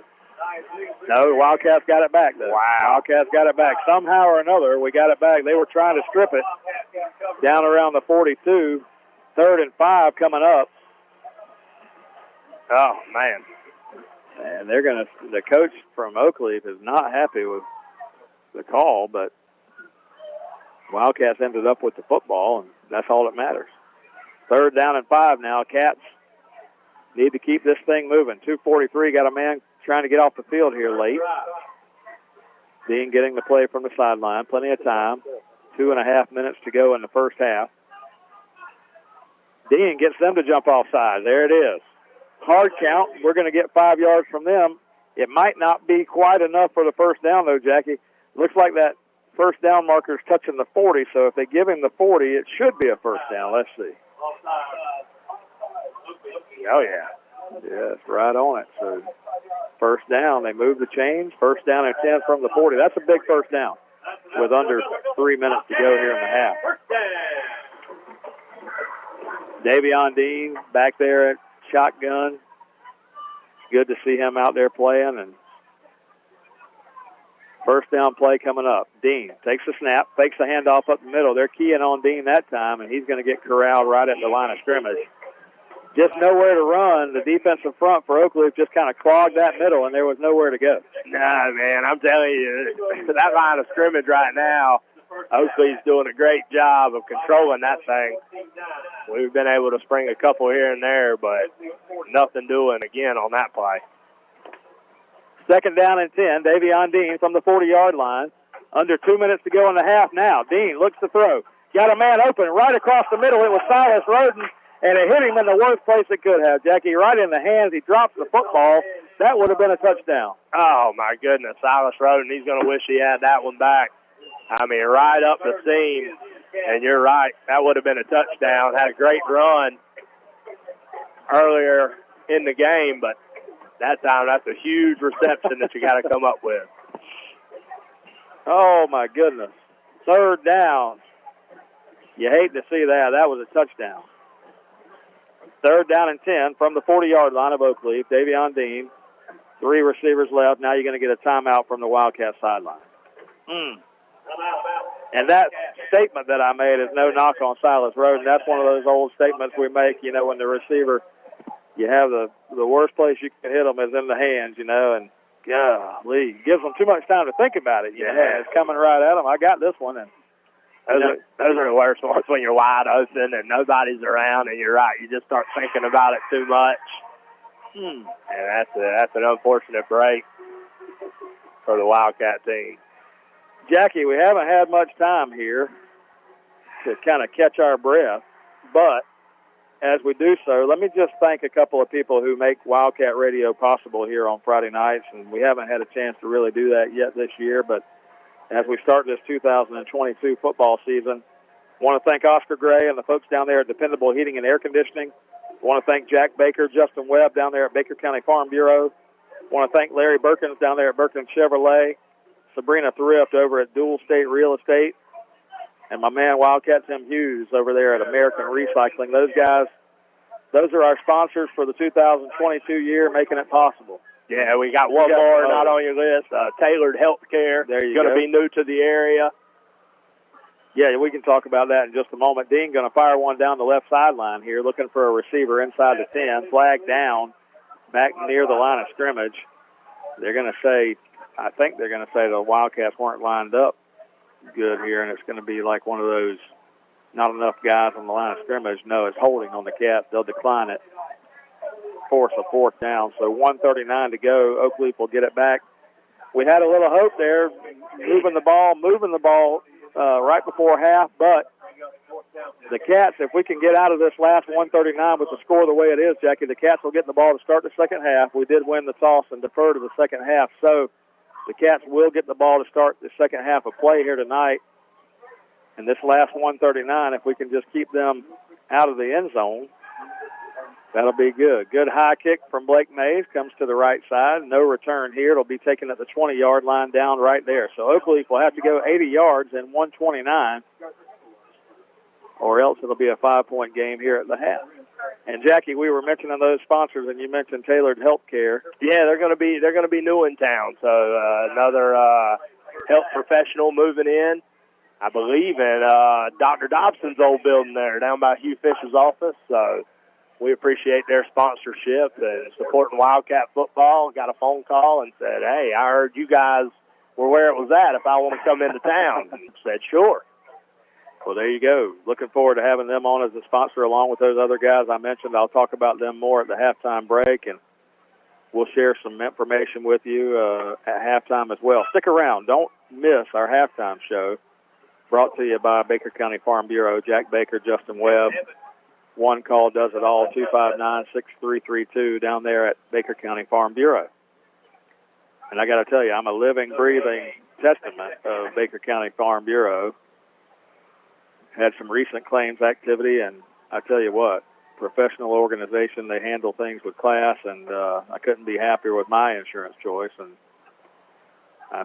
if you think about making a change there, give them a call, 259-6332. Second down play here.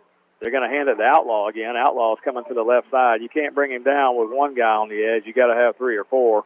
He gets it out to the 25. Clock running down to 45 seconds here. So third down coming up. If the Cats can get off the field here, take this thing to the locker room, Jackie. It'll be a 14-9 halftime ball game, and we'll get the ball to start the second half. I kind of like that. Yeah, you're kind of right where you want to be. Can't give up anything behind you right here with 25 seconds behind. And Ammon's just going to be content to let this clock run here. Oakley kind of content with, I guess, the lead that they have and going to take it to the locker room. They're just going to run it up the middle. Oh, my goodness, and the hole opened up the middle, and Outlaw made the wrong cut. He made the wrong cut to the left side, should have stayed inside, and he might have been gone, but he does get out to midfield. And they were just trying to run it. They were just trying to run the clock out, Jackie, and we gave him a big hole up the middle there, and Outlaw almost made us pay. Oh, my goodness. And now Oakley's going to take a timeout. You were right. They were content to go to halftime there. And one play, now takes the timeout to try to make something happen from the 50-yard line. Yeah, they were just going to run Outlaw just on a, 3-yard cloud of dust, go to the locker room, and a hole opened up. And if he makes a better cut there, Jackie, he might have been off to the races, but that was the first mistake I've seen Outlaw make. He cut to the left. He should have stayed middle. If he stays middle there, he's probably still running. He's looking for somebody to hit. He's a bruiser, man.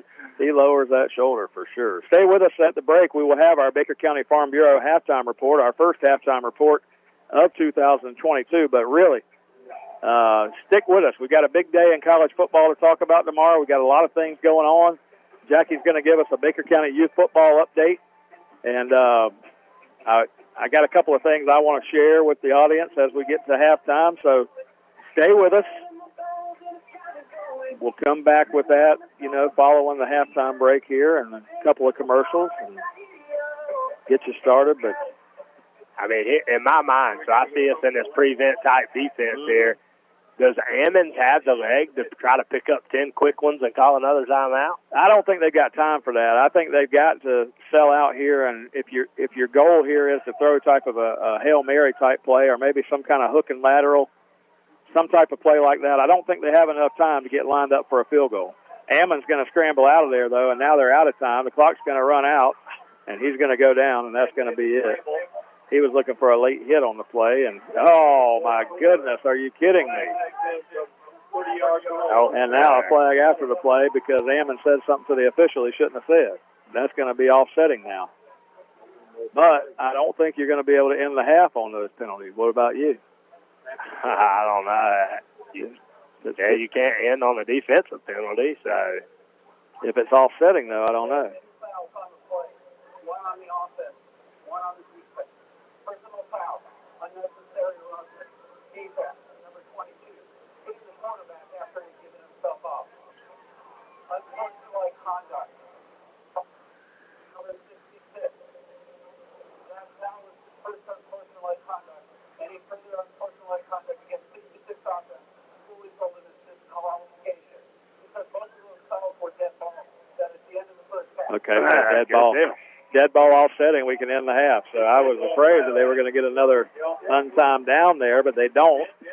The half will end. So Oakleaf's got to be upset with what they said after the penalty flag there, because they would have had an untimed down with the late hit that the Wildcats had. But as it stands, we'll go to the locker room. No harm, no foul. 14-9, Oakleaf on top. So I said all that to say this. When we come back from the break, we'll have our Baker County Farm Bureau halftime report.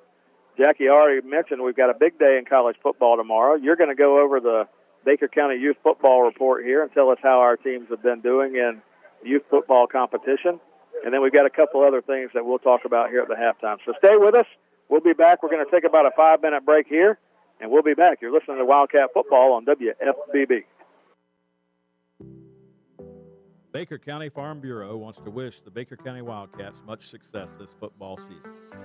Baker County Farm Bureau, specializing in auto insurance, homeowners insurance, along with life insurance. To get started with Farm Bureau, contact Jack Baker or Justin Webb at 259-6332. That's 259-6332.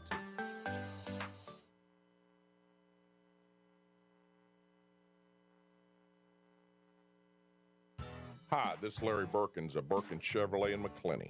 It is truly an honor to help make these Wildcat radio broadcasts possible. Berkins Chevrolet with sales and service 6 days a week. Cars, trucks, SUVs, certified used cars. We help customers establish or reestablish credit. Thank you, Wildcat fans. From Larry Berkins at Berkins Chevrolet, US 90 in the heart of McClenny. Online at BerkinsChevy.com.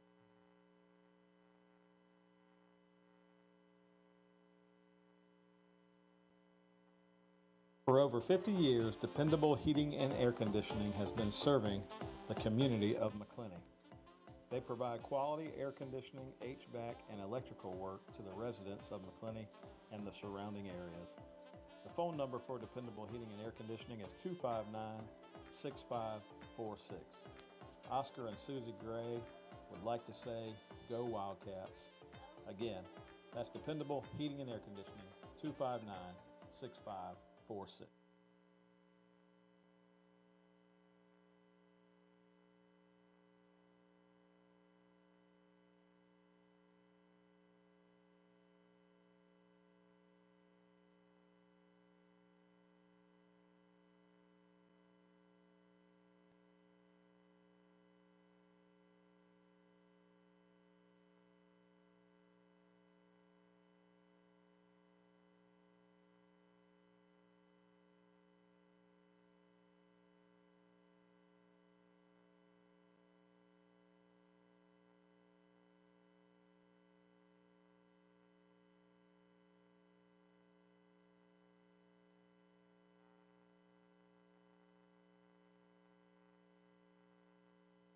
Dual State Real Estate is a proud supporter of Wildcat football.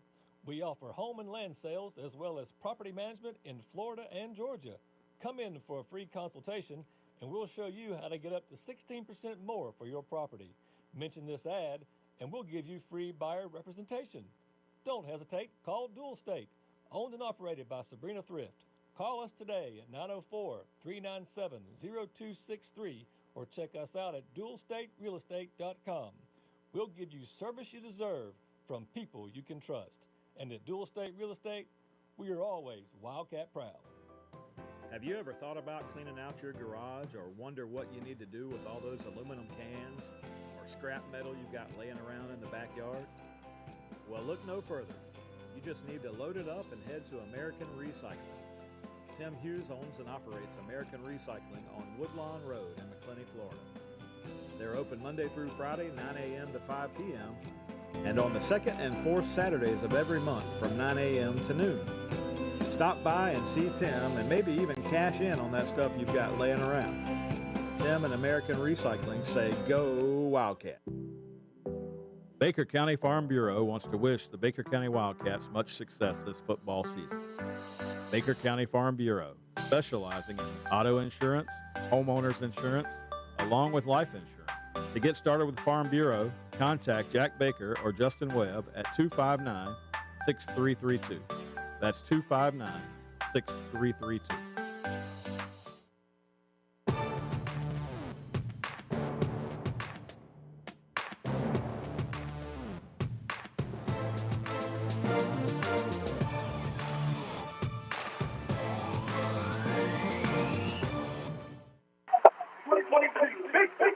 And we welcome you back to Memorial Stadium, downtown McClenny, Florida. Excited tonight's matchup. Oakleaf, the Oakleaf High School Knights come into Baker County to face the Wildcats here tonight. First game of 2022, as last week was canceled due to inclement weather. So we'll talk about that one a little bit later on and what might be done to make that one up. But at halftime, Oakleaf with a 14-9 lead over the Wildcats, a game that's been kind of back and forth. Both teams have had the lead here in the first half. Fun football game here. Good night for football, but we welcome you back into the Baker County Farm Bureau halftime report as the Wildcat band is taking the field out there and getting ready to perform here at the half. So exciting night, big crowd here on hand. Oakleaf brought some folks out. The Wildcats have a big crowd on hand as always. And Jackie, it's that time of year where football kind of takes over on Friday nights again and makes things fun in the world again. Yeah, we always enjoy our time up here, Mike. You've been doing this a long time. I've been able to join you the last few seasons, and there's nowhere else I'd rather be during football season on a Friday night than right here in Memorial Stadium cheering on these Wildcats. 26 years, Jackie. That was one of the things I was going to talk about tonight. 26 years with Wildcat football on the radio in some form or fashion. I started out back in 1997 with a guy named Bobby Hart. You know that name. I know that name well. Bobby Hart, longtime teacher at Baker County High School, went on to teach also at Lake Butler and Callahan and West Nassau. And Bobby Hart is a really good friend of mine.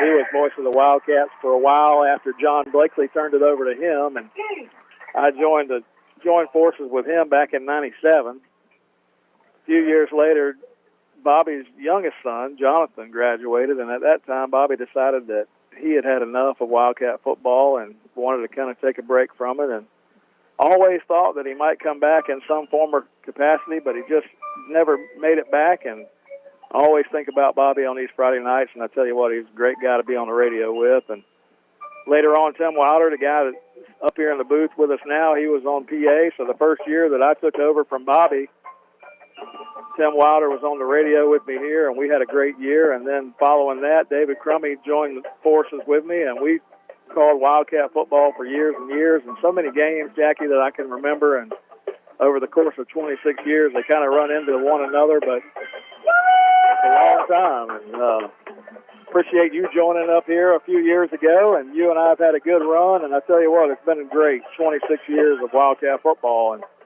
last year I had a chance to see, Jamie Rogers, the guy that coaches Bradford County now, and he was on that first team. The first year that I called Wildcat football on the radio here, Jamie Rogers was on that team, that 97 team. And it was fun to watch him play football and then watch him be a coach, later on in life. So a lot of things just kind of run together, And he took us to our first state championship game for Baker County back in 2017.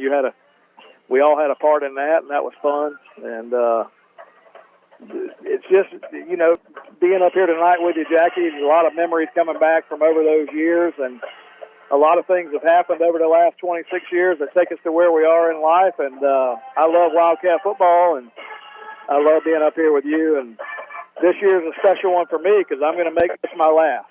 This will be my last year. I'm going to go out on a high note with these Wildcats, and every week this year, I just want to kind of take that in and kind of just talk through it and tell some stories and have some fun, and this will be it, you know. And next year we'll turn this thing over to somebody else and let them run with it. But it's been a good run. Absolutely, Mike. I tell you, I've had a blast these last few years. Yeah, we communicate on Fridays, and then we show up, and it doesn't matter where they're playing. It could be Baxter, Florida, or down in Miami. We're going to be there, and we've been there on Friday nights, and I've thoroughly enjoyed it. And you and I discussed it, and with everything that I have going on currently and where you're at, you know, that we did feel like this was the best time to do it. And so anybody that's interested, feel free to reach out to us, you know, for next season. But our last year on the air, and you're right, I'm going to enjoy it to the fullest, Mike, because I've enjoyed it for so many years. So stick with us on these halftime breaks during the year, and we'll try not to be emotional about it, but we'll talk about some stories, and we'll talk about some things that have gone on in football. We'll have fun with our college football brethren that are out there, you know, and make it a fun year, Jackie, and we'll start with tonight. We'll start with the Baker County Farm Bureau halftime report here tonight. I want to thank Jack Baker and Justin Webb again, and I told you, I've got a personal testimony now, and you know, it's one of those things you hate to have to call the insurance company, but when you do, I tell you, these guys are on the spot. I had my local agent, which is Jack Baker. I had a situation at my house where I needed to call, and Jack Baker was at my house the next morning on hand and assured me that everything was going to be taken care of. And I tell you what, Jackie, it was. And I tell you, I believe wholeheartedly in that service that Baker County Farm Bureau offers. So if you're thinking about, you know, automobile insurance, homeowners insurance, life insurance, anything like that, give those guys a call. 259-6332. One call does it all. But, Jackie, as we sit here at halftime tonight, a big day tomorrow. You know, we always talk about college football. We talk about things going on in the world, and I'm excited for several different reasons. You know, the Gators have a new head coach down there, and that's going to be exciting. We'll talk about that in a moment. But the Phillies have a chance. They're in the playoff hunt right now, so as Major League Baseball winds down, they've got a chance to make the playoffs here, heading down the stretch run. And I know there's a lot of Braves fans in this area, so I hate to make the Braves fan mad, but I'm a Phillies fan. So the other thing, Jackie, you've got some youth football going on. So start out telling us a little bit about youth football right now and how we're doing and when the next action is going to take place. So we have a total of 14 teams this year, Mike. My goodness, we got football players from everywhere. We got them from 5 years old up to 14 years old. So we elected to bring back some recreational football this year. So we got a couple rec teams here that'll just stay right here and play in Memorial Stadium every Saturday. We got 4 in our 5 to 7-year-old division and 4 teams in our 8 to 10-year-old division. And then we put some travel teams together as well. So something that Baker County's still fairly new to. We started that 2 years ago with the travel teams, and we have a 6U, a 8U, a 10U, 2 12Us, and a 14U. Wow. So we got football going all over the place, Mike, and they've all been doing a great job. I mean, a huge shout-out to all my coaches and volunteers and other board members that help make this thing go, because without them, it's not possible to keep 14 teams corralled and going in the right direction. So tomorrow we start, we were rained out last weekend as well. So tomorrow we'll have a full slate of football right here in Memorial Stadium. First game will be at 8 a.m. We'll kick off, and the last game will kick off at 7:30 p.m. Wow. So a lot of football going on, and then the 14U team, they're actually going to play Monday night at 6:45 here in Memorial Stadium. So Wildcat football from Friday night all the way to Monday night. Come get your fill. $3 for adults, $1 for kids. Come on in, spend $5, enjoy the day, and watch the future Wildcats in action all day tomorrow. That sounds exciting. So you're telling me for less than $5 you can come down here and watch all-day football tomorrow right here at Memorial Stadium. A lot of different teams in action. That's exciting. Good luck to all those teams that are in action here tomorrow. And that's the future of Wildcat football, so that's exciting to hear. Yeah, and they're all the Wildcats, so you'll see nothing but Wildcats through the whole weekend. You know, we felt like that's what they want to be, you know, when they grow up. And there was nothing wrong with being the Jaguars and the Chargers, but at the end of the day, they're all Wildcats, and so you'll see them. Everybody will be cheering for the Wildcats all day Saturday.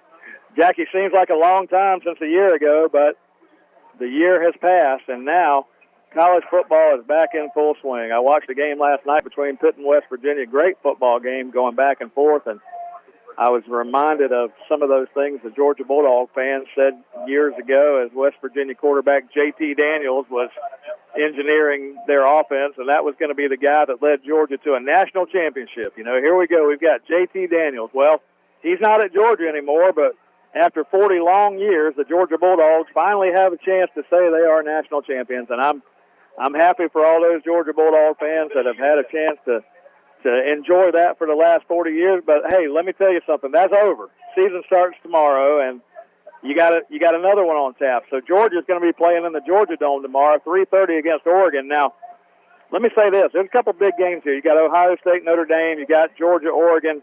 Florida's going to play Utah. We're going to talk about all three of them. But the one thing that strikes me about all of them, Georgia's a 17-point favorite against Oregon, a team that's ranked in the top 15.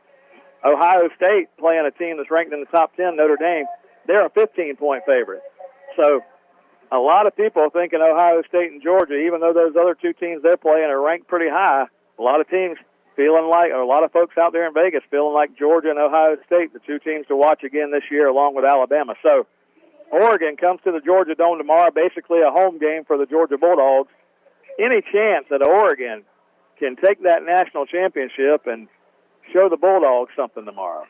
You know, I don't know. You talk about J.T. Daniels, and he was the future. He was the Heisman. They were putting his trophy out in Athens, and all of a sudden, Stetson Bennett's the worst quarterback I've ever seen in the history of quarterbacks, and he leads them to a national championship, and they hoist him up like Rudy on their shoulders, and he's the next coming. And he's still the scapegoat, Mike. Stetson Bennett's going to be under center to start the season this year, and the second he loses a game, all of these Dog fans that had him hoisted, lifting him up with the trophy, are going to say, we knew it. We knew he shouldn't have been playing this whole time. So look for that. It's going to depend on how Stetson Bennett plays football all season long. Can he do it? Oregon's fast. Georgia's strong. We'll see how it goes. They lost some guys on defense from that team a year ago. Georgia will be strong. We know that for sure. Oregon, though, I'm going to take to cover the spread. I'm not going to take them to win. I'm going to say they'll keep it within 17, though. Hey, Ohio State, Notre Dame tomorrow night. Notre Dame, not a chance in this game. Ohio State, they feel like they're going to run straight to the national championship college football playoff. What do you think, Jack? I think they put Monty Teo's fake girlfriend documentary out on Netflix, Mike, and nothing but bad juju can come from that for Notre Dame. Love the baseball team. Danny Neareye down there doing big things from Baker County, but the football team, overrated as usual. Ohio State should roll in that one. Jackie, Sunday night, FSU already 1-0 on the year. They got a win last week against Duquesne, but Sunday, they'll face an LSU Tiger team over in the New Orleans Superdome. Probably going to be more of a home game for LSU in that one. I tell you, a close spread on this one. Looking at maybe a 3-point spread, LSU. Two teams that are, kind of in a similar situation. FSU's been reeling for the past few years, but their folks are optimistic this year. Can FSU go on the road Sunday night at Baton Rouge and take down the Tigers? Not at Baton Rouge, in New Orleans. They scored more points against Duquesne's freshman team than they scored all last season. LSU is going to hush this mess. I've heard it. I've seen it. They were getting ready to put the national championship banner down there in Tallahassee. LSU is going to bring them back down real quick early in the season. We'll see. We'll see what LSU can do. We'll see what FSU is made of. I'm excited about watching that game just to see what those two teams have. I'm not going to call it. I'll say LSU with the 3 points probably pulls one out, but we'll see. I'm looking forward to that game. And then, Jackie, tomorrow in the Swamp, 7 o'clock tomorrow night, Utah, the Utes coming in, a top 10 team preseason. Everybody's All-Americans. The Utah Utes coming down there to take on the Gators of Florida. Florida reeling after a tough year last year, lost Dan Mullen. Anthony Richardson's going to take this team over in earnest tomorrow. Got some young guys out there, but where they're not young, Jackie, they're not young on the offensive line. They're not young on the defensive line. They've got some receivers that can play football. Be an interesting game tomorrow night. Who are you taking? What Urban Meyer did at Utah was a feat that got him over to Florida.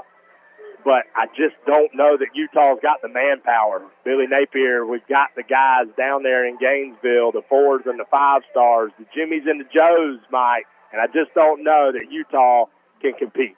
It's going to be a tough one in the Swamp tomorrow night. Gator fans should show up. That game's been sold out for a while. I'm excited about watching that one tomorrow night. And the development of Anthony Richardson, I've heard so many things about what they've said about what's happening with Anthony in the offseason. Shout out to some Baker County folks. Mark Barber, you probably don't remember Mark Barber. Jackie, you're a little too young. Mark Barber's a guy that graduated the year before me, and he played for these Wildcats years ago. His son, Austin Barber, that played over at Trinity, Mark Barber's son, he's on that offensive line. He's on that depth chart, offensive lineman. So keep an eye on Austin Barber. He's got ties to the Baker County area, and that'll be fun to watch tomorrow night too. But I'm hoping for a big Gator win tomorrow as they start out the 2022 year, but I've been disappointed before. No doubt. I'm ready to end the Mullen chapter for good. I thought he was going to be the guy, Mike, and unfortunately just didn't work out down there in Gainesville. But everything I hear about Billy Napier is, he's got the blueprint. He knows how to do it. He does it like Saban does it. So we're going to see. Tomorrow's the first test for him, see if he can get a big win down in the Swamp. And, Jackie, now Dan Mullen thinks he's a college football expert. He comes out with his SEC predictions this week, and he picks Florida to finish 4th in the East behind Tennessee, Georgia, and Kentucky. So, hey, what are you talking about, Dan? You built that team. You built the roster, and you're telling us that's the 4th-place team? Come on, man. I got the Gators tomorrow, Jackie. I got the Gators tomorrow. All right, big halftime report. Thanks again to Baker County Farm Bureau for bringing us that halftime report, and we're about ready to get the second half underway here.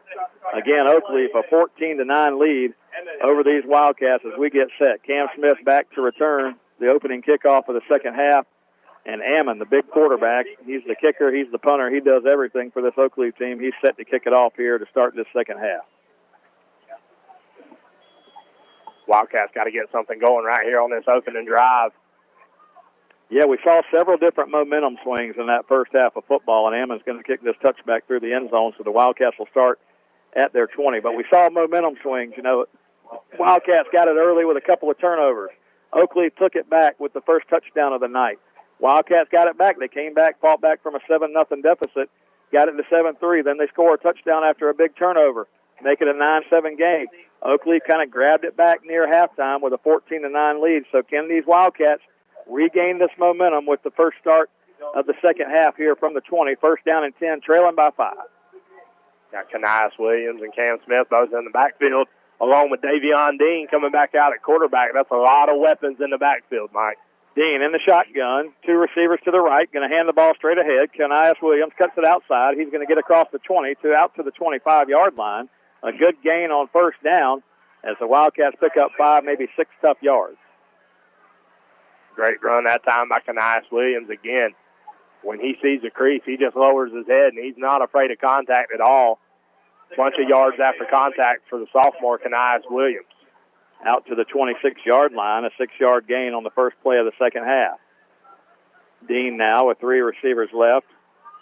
Gets the offense set in the shotgun. Second down play, going to run it again. Running this time, and a good cut right at the line of scrimmage made right there by the running back, and he gets out to the 40-yard line. Great gain there, 14 yards, and give the Wildcats a first down. Again, Kanias Williams from that running back position. Great vision for a young running back, Mike, and you called it. He made a great cut there and picks up a Wildcat first down. To the 39, first down and 10. The Wildcats will go from there. Davion Dean gets the play from the sideline. 3 receivers to the left side, 1 to the right. Williams in the backfield. Now Cam Smith in motion. Cam Smith's going to fake the carry, and Davion Dean's going to run for his life. Dean running back to the right side, flag down in the middle of the field, and they're going to call that on the Cats. Dean would have picked up a first down out across midfield with his explosive playmaking ability, but we're going to get a flag back here. Oh, my goodness. Davion Dean, a good job just being an athlete that time. Picked up big yardage there on first down. So they're going to get some yardage here because it's going to be a spot of the foul penalty out to the 45. They'll mark it from there. So it'll go back to the 35. So instead of being 10 yards from the previous spot, at least it's the spot of the foul and won't kill us that way. So it'll be first down at 14 now. We're still just tripping over our feet every chance we get. Too many flags. I will tell you that. Too many flags tonight. The Wildcats have got to get that cleaned up as this season progresses. Win or lose here tonight, you got to get the flag situation cleaned up. First down, 14. Dean takes the snap, looks down the field, got a man open over here. Blake Mays is open on the sideline, and he makes the catch. Blake Mays and Cam Smith ended up in the same location, but Blake Mays comes down with the catch. And it goes to the 34-yard line, a big first down, good pass and catch. Beautiful ball by Davion Dean, and you're right. Had Blake Mays and Cam Smith not run into each other, Blake Mays was wide open, streaking down the sideline, and somebody ran the wrong route there, but nonetheless, big game. Cam Smith gets the carry inside to the 35 to the 30. Cam Smith on his feet inside the 25, and you saw the speed there from Cam Smith as he shifted into second gear and gets it to the 24-yard line. And close to another first down. They will move the chains. First down for the Cats, going fast. Davion Dean gets the team set at the 24. First down play. Going to hand it off again. This time Cam Smith modeled up a little bit right at the line. Gets to the 23, maybe a gain of 1. And that time Davion Dean, I felt like he should have pulled that one. He's got Kanias Williams trailing with him for a little option after he hands that ball off. Silas Roden going to check into the game for Cam Smith. So you got Kanias Williams in the backfield with Davion Dean, 2 receivers to the left. Roden's there, 2 receivers to the right. Blake Mays is on the far side. Second down play at the Oakleaf 24-yard line. Man in motion, that's Mays. Hand off to Williams. Williams fights inside. He's inside the 20. Gets hit hard there, but keeps his feet going, and he's inside the 15 down to the 13-yard line. Hard running by Kanias Williams. Kanias Williams, my goodness, he came to play. Have a game, young man, as he just again lowers his head, Mike, and he is not going down at first contact. To the 13-yard line, Davion Dean brings this offense down there. Wildcats in business now, trailing 14-9, just underway here in the second half. But the Wildcats trying to regain this momentum on the first possession of half number 2. Fake handoff inside. Davion Dean gets his helmet ripped off right there at the 13, but fights his way ahead to the 12, maybe the 11-yard line. It'll be second down and 9. Now Dean's going to have to leave the game with his helmet coming off. So Dean's got to come out of the game for one play. Blake Mays will take over at quarterback here for the Cats on second down. Second down and 9 from inside the 12-yard line. Need to get Dean's helmet situation back in there and move on. Second down and 9. Here we go. May is going to hand it off. Left side. This is a good handoff. Kanias Williams going around the end. Cam Smith inside the 10. Fights his way down toward the 5-yard line. Good run by Cam Smith. It'll be third and short. Oh, my goodness. I thought when he cut it back, Mike, I thought he had a crease there. It was going to be able to get into the end zone, but a good run nonetheless by Cam Smith. Bring him down at the 5-yard line on a big third down here. You got to come away with points. Wildcats get their personnel adjusted here. Blake Mays looking to the sideline. He's going to come back out. Davion Dean back in. 7:52 to go, third quarter. Got to hurry now, under 15 on the play clock. Dean in the shotgun. Third down, call it 3. Kanias Williams going to take it, running right. Kanias Williams is going to be caught in the backfield, and Kanias Williams is going to go down at the 6-yard line and loses a yard, maybe 2. It'll be fourth down and 5 from right there. Decision time for Coach Mays. I tell you, I don't mind the play call. I just wish on that play, that's a play I'd rather see Cam Smith. If we're going to try to get outside, use your speedster on the wide side of the field there. Kanias Williams has had a heck of a game, and now it looks like he's caught a cramp. Yeah, official timeout is one of the Wildcats shaking up there on the play. Maybe, like you say, a cramp here early on. Wildcats trying to go fast on that drive.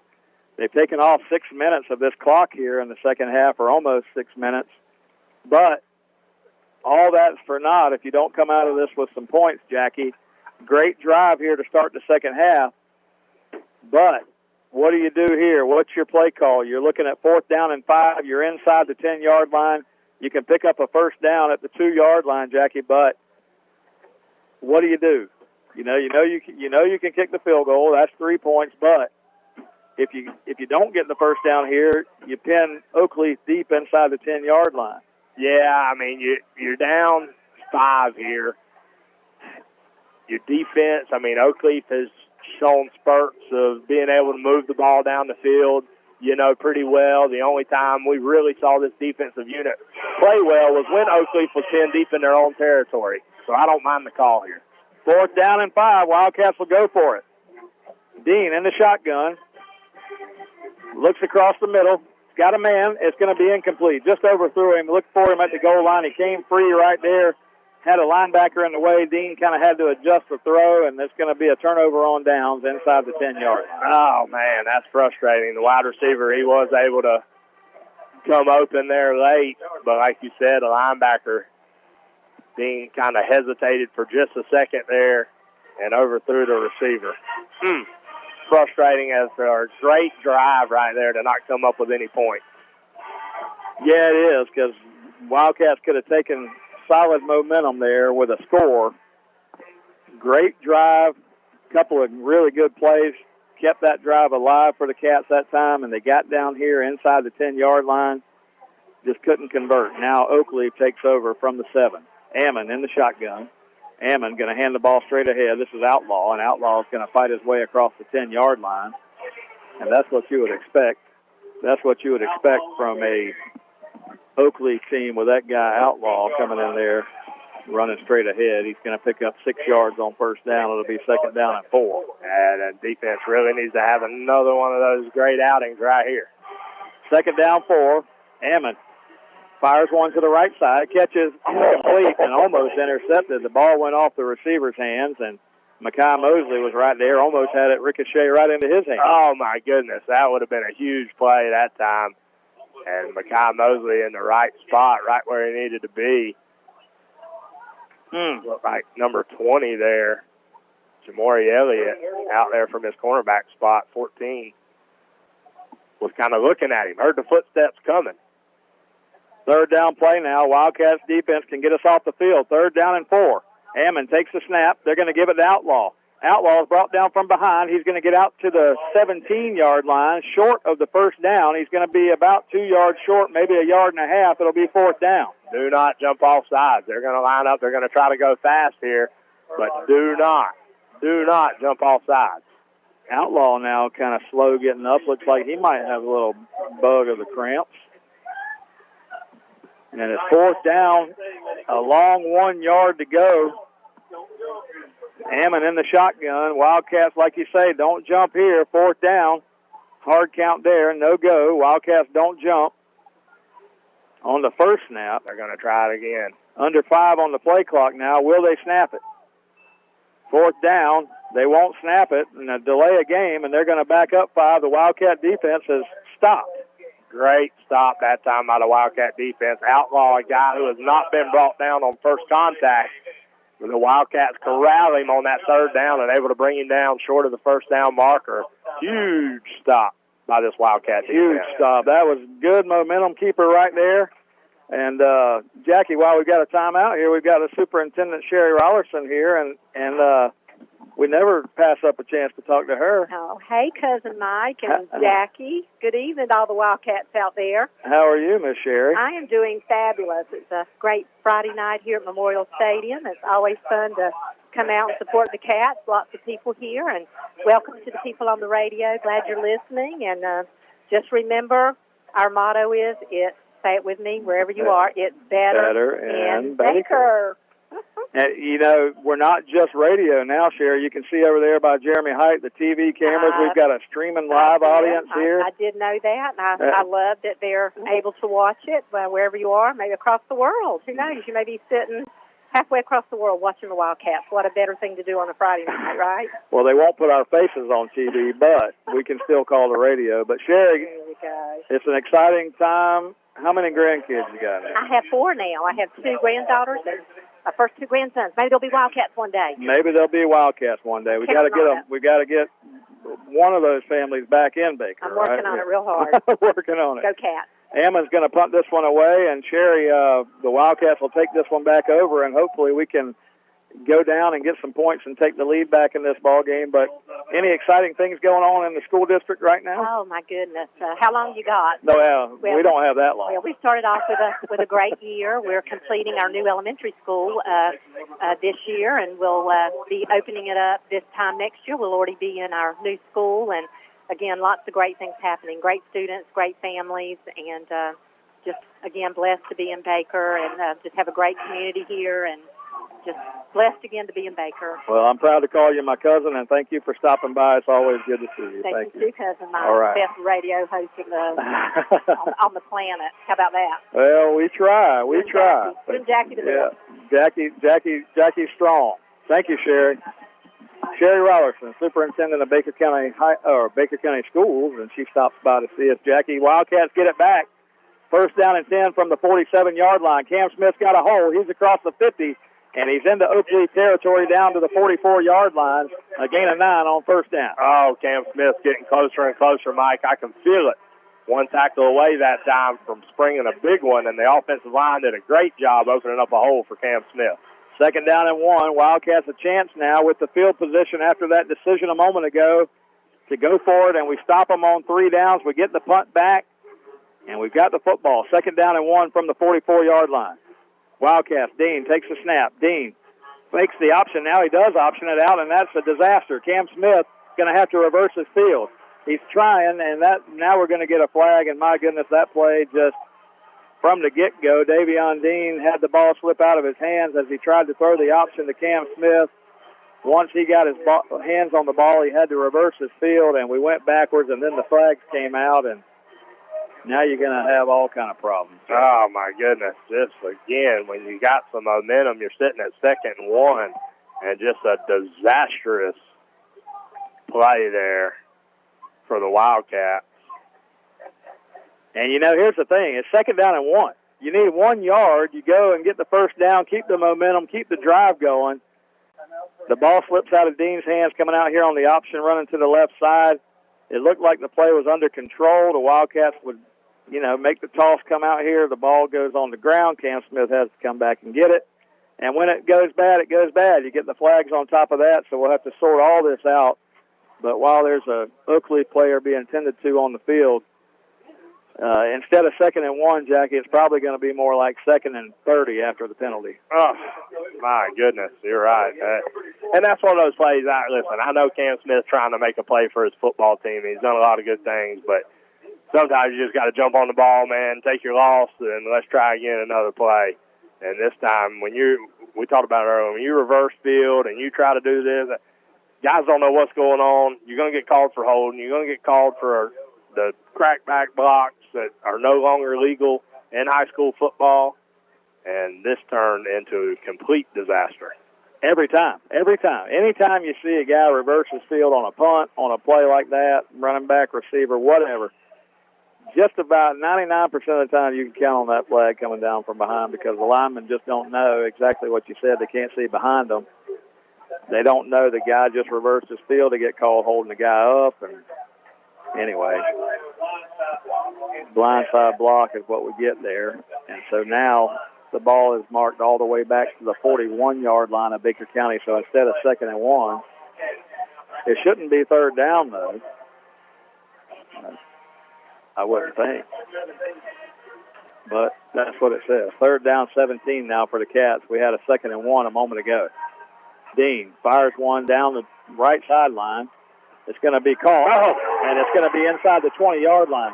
Dean somehow, that ball flooded on him, Jackie, a little bit, but somehow he got it over the cornerback into the receiver's hands, and the Wildcats get a miracle on 3rd and 17, and now we've got a 1st and 10 inside the 20. Great throw that time by Davion Dean to Josh Holmes, one of those guys that has really stepped up this season, going to be a big part of this offense, and he comes up huge on 3rd and 17. Josh Holmes with a huge catch. 1st down and 10 Cats from inside the 20. Cam Smith going to run it to the right side, trying to bounce it outside. He got dragged down by the horse collar, and they're not going to throw a flag on that. They wouldn't. No flag on that. Horse collar tackle out there. Cam Smith pulled down from behind, 2nd down and 10 from the same spot. Under 4 minutes to go in the third quarter. It's been an exciting third quarter. Wildcats have had all the momentum here, but we've got to cash it in. Second down play, Dean with two backs in the backfield. That's Smith and Williams. Two receivers left. Takes the snap. Fakes the handoff to Smith. Fires it out here to Williams. Williams has got it inside the 10. And he fumbles the football. Oh, we got back on it. And maybe we've got it, but Oakleaf says they got it. Dadgummit. Kanias Williams made a great move inside the 10-yard line, but as he got inside the 10, he got hit from behind. The ball came out. One of the Wildcats shaking up on the play, but Oakleaf's going to take over inside the 5-yard line on the turnover. Oh, man, Kanias Williams has done such a great job for this team tonight, and another great run that time. Thought he was going to punch it in, Mike, and the ball just comes loose at the last minute, and, man, what a costly turnover. Well, at the very least, you're thinking he's going to be inside the 10. It's going to be a first and goal for the Cats there and a chance to take huge momentum in this game, but the fumble's going to force it back to Oakleaf, and they're going to take over at the 3-yard line. The only positive here is you've got them backed up against their goal line, and maybe our defense can come up with another stop. Need another big one right here.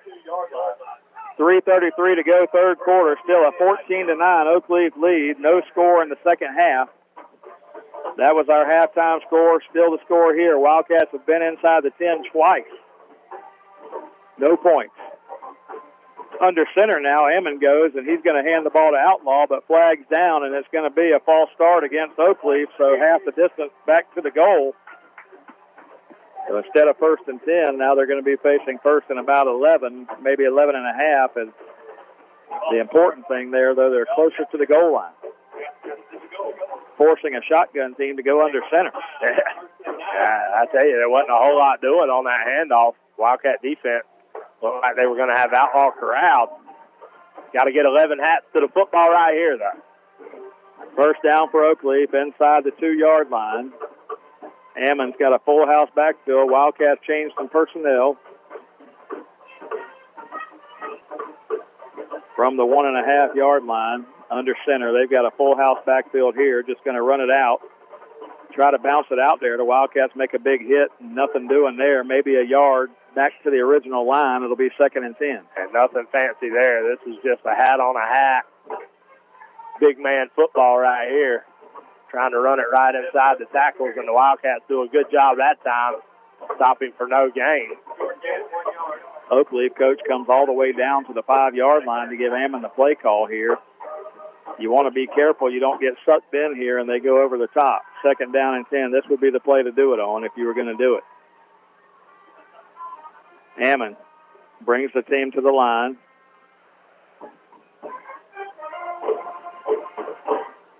Second down play, takes the snap, going to give it to the deep back. That's Outlaw. Outlaw is going to claw his way out near the 9-yard line, and it's going to bring up a third down. Third down and about 5 for this Oakleaf football team.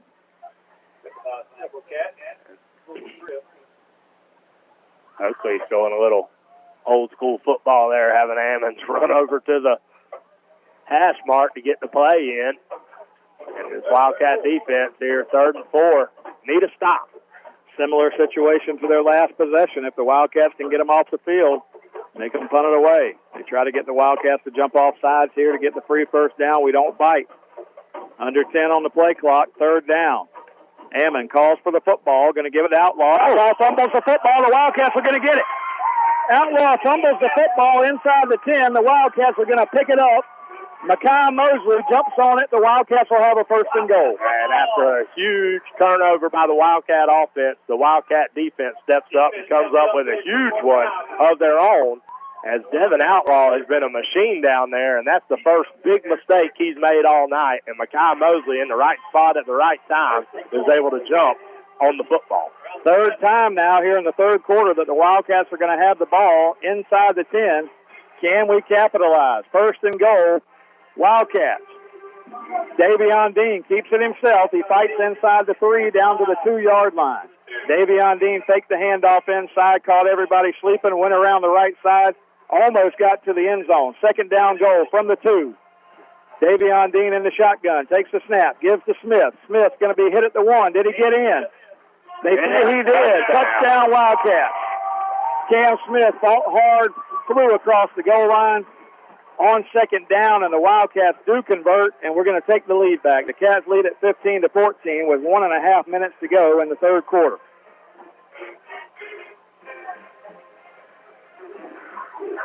This game has been a good fight between these two teams, but here in the third quarter, really, Jackie, if you want to just really think about it, the Wildcats have controlled this third quarter and now get a chance to punch it in and take the lead here with 1.5 minutes to go. My goodness, what a back-and-forth battle this has been. And that time, again, the Wildcats and Cam Smith shaking up on that play. I think it cramps, Mike. You see them both teams just. Yeah. But what a turn of events is a costly turnover. So disappointing for this Wildcat offense inside the Oakleaf 5-yard line, and then the defense able to come up with another big one. Recovers their own fumble, and the Wildcats able to punch it in to take the lead with 1:30 left in the third quarter.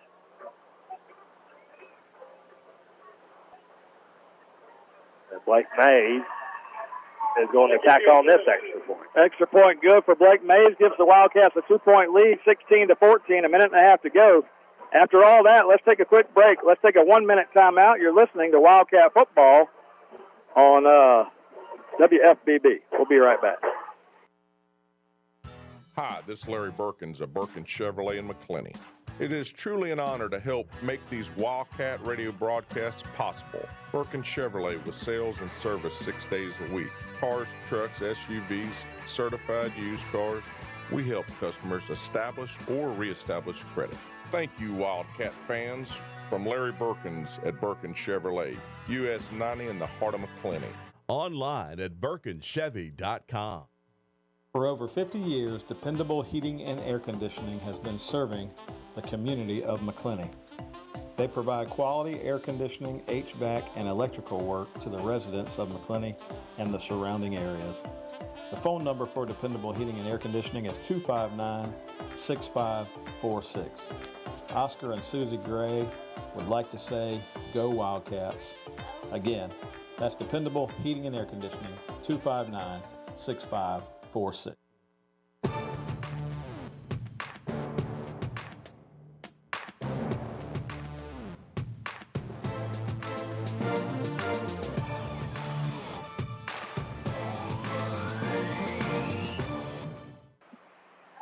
One and a half minutes to go here in the third quarter. Wildcats punch it in. Cam Smith, a 2-yard touchdown run a moment ago. Wildcats have been living in Oakleaf territory that whole third quarter and got a chance to go ahead, and they do. Blake Mays kicks the kickoff out of through the end zone for a touchback. First down and 10 from the 20-yard line for Oakleaf. They're going to run the football straight ahead, and Oakleaf's going to be met there about 3 yards upfield. And it'll be 2nd and 7. Check the running back there. I think that was Outlaw. Outlaw's been the workhorse for this Oakleaf team tonight.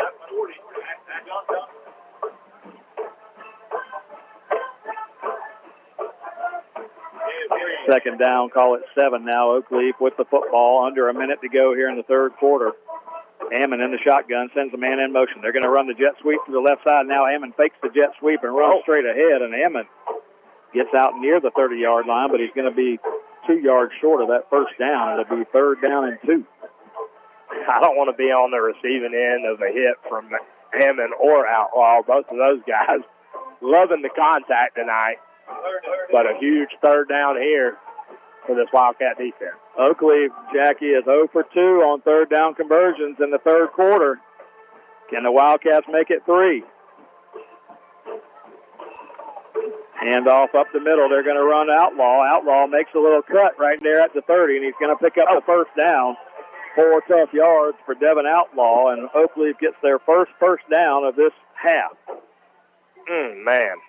And I thought we made Outlaw stutter step there at the line of scrimmage and thought we had a chance. 1st down and 10 now, Oakleaf.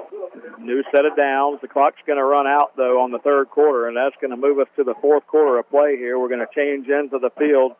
16-14, the Wildcats lead. We'll take another 1-minute timeout here on WFBB. You're listening to Wildcat Football right here on WFBB. Dual State Real Estate is a proud supporter of Wildcat Football. We offer home and land sales as well as property management in Florida and Georgia. Come in for a free consultation and we'll show you how to get up to 16% more for your property. Mention this ad and we'll give you free buyer representation. Don't hesitate. Call Dual State, owned and operated by Sabrina Thrift. Call us today at 904-397-0263 or check us out at dualstaterealestate.com. We'll give you service you deserve from people you can trust. And at Dual State Real Estate, we are always Wildcat proud. Have you ever thought about cleaning out your garage or wonder what you need to do with all those aluminum cans or scrap metal you've got laying around in the backyard? Well, look no further. You just need to load it up and head to American Recycling. Tim Hughes owns and operates American Recycling on Woodlawn Road in McClenny, Florida. They're open Monday through Friday, 9 a.m. to 5 p.m., and on the second and fourth Saturdays of every month from 9 a.m. to noon. Stop by and see Tim and maybe even cash in on that stuff you've got laying around. Tim and American Recycling say, go Wildcat.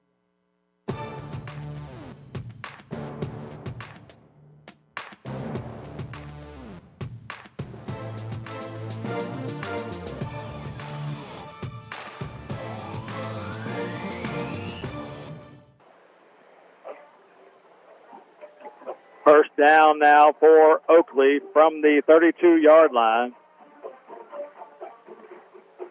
Ammon in the shotgun, takes the snap, high snap, pulls it in, and Ammon fakes the handoff to Outlaw, and Ammon's got some room. He's out there, a flag down in the backfield, might help us out here as Ammon got it across midfield and into Oakleaf territory, but flag down behind the play here. You're going to get holding against Oakleaf, and that's going to wipe out a huge play. Great fake at the line of scrimmage that time to Outlaw, and Ammon had open room, and he ran for 33 yards downfield, but the penalty is going to wipe it out, Jackie, and that was a huge penalty for us.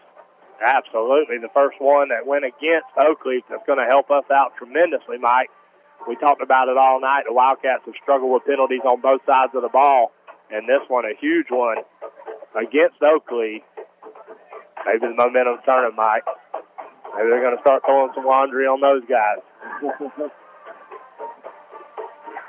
After the penalty, it goes all the way back now to the 21-yard line, so it'll be first down and 21 for Oakleaf from there. Ammon in the shotgun, three receivers to the left side. They trail the Wildcats by 2 here. Fourth quarter underway from Memorial Stadium. Ammon takes a snap, swings one out to the left side. Outlaw's got the catch made there, and Outlaw's going to try to fight his way upfield. Heavy traffic over there, and he gets it out to the 28-yard line, so he gets about 8 yards back. Mosley's got to be careful. You don't want a taunting call there. Not right here. It'll be second down 14. Mosley still upset. Number 14 for Oakleaf gave Mosley a little forearm shiver before the end of that third quarter after one of the plays. So Mosley wants to let him know, hey, I'm still here, man. Under 11 to go here in the ball game. Wildcats by 2. Second down 14. Ammon calls for the ball, fires one to the right side. It's going to be short of the receiver and hit the ground before it gets there. And that'll be an incomplete pass and bring up third down. Third down now. The Wildcat defense has been solid here in this second half. Can they get another stop? Oh, this would be a big one right here. That penalty may come back to haunt Oakleaf if this Wildcat defense can get a stop and decent field position coming afterwards. This position of the ball game, Jackie, if the Wildcats could get the ball back and another score, it would be tough for Oakleaf to win it. Third down and 14. Ammon takes the snap. He's under pressure. He's got Orlando Holland all over him, and he gets out of his grasp, and now Ammon's going to try to run for it. Ammon's going to be tackled. Holland came back. Nice job by Orlando Holland to come back and make the tackle, and they'll have to punt it away from the 35-yard line. What a great hustle play that time by Orlando Holland. Could have easily given up after he missed the sack in the backfield, but keeps pursuit and saves a first down by Ammon. Great hustle play, Orlando Holland. Give credit to number 22, Cale Cruz, over there also. Philip Cruz's boy, number 22, Cale. He was the guy that stopped Ammon's progress, and Holland came over there and cleaned him up with Cruz give both those guys a half tackle, and now they'll have to punt it away. Wildcats will send Cam Smith back to return it, and we do get a finger on the punt. They're going to say it was tipped back there, which kept us from getting a roughing the punter penalty. But I'll tell you one thing, Orlando Holland did come back right there and make a good play, but I'm going to tell you, he's going to remember this guy, Ammon, because he had him wrapped up for a sack again, Jackie, and couldn't bring him down. Yeah, that time he had him wrapped up. The first time we talked about it, he tried to hit him in the back, and you're not moving Ammon by just with lowering your shoulder. And that time Holland had him wrapped up. I thought he was dead to rights and was able to escape and almost picks up a first down, if not for the hustle of Cale Cruz and Orlando Holland. Yeah, Cale Cruz now, I was going to mention his name earlier. He's been making some good plays on that defensive side of the ball here tonight as well. Number 22, Cale Cruz, just a sophomore, I believe. Yeah.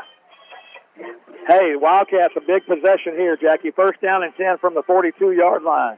Leading by 2, 9:46 to go in the game. Davion Dean takes it, gives it off to Cam Smith. He breaks it across midfield. Cam Smith to the 35 to 30, and a shoestring tackle inside the 30-yard line.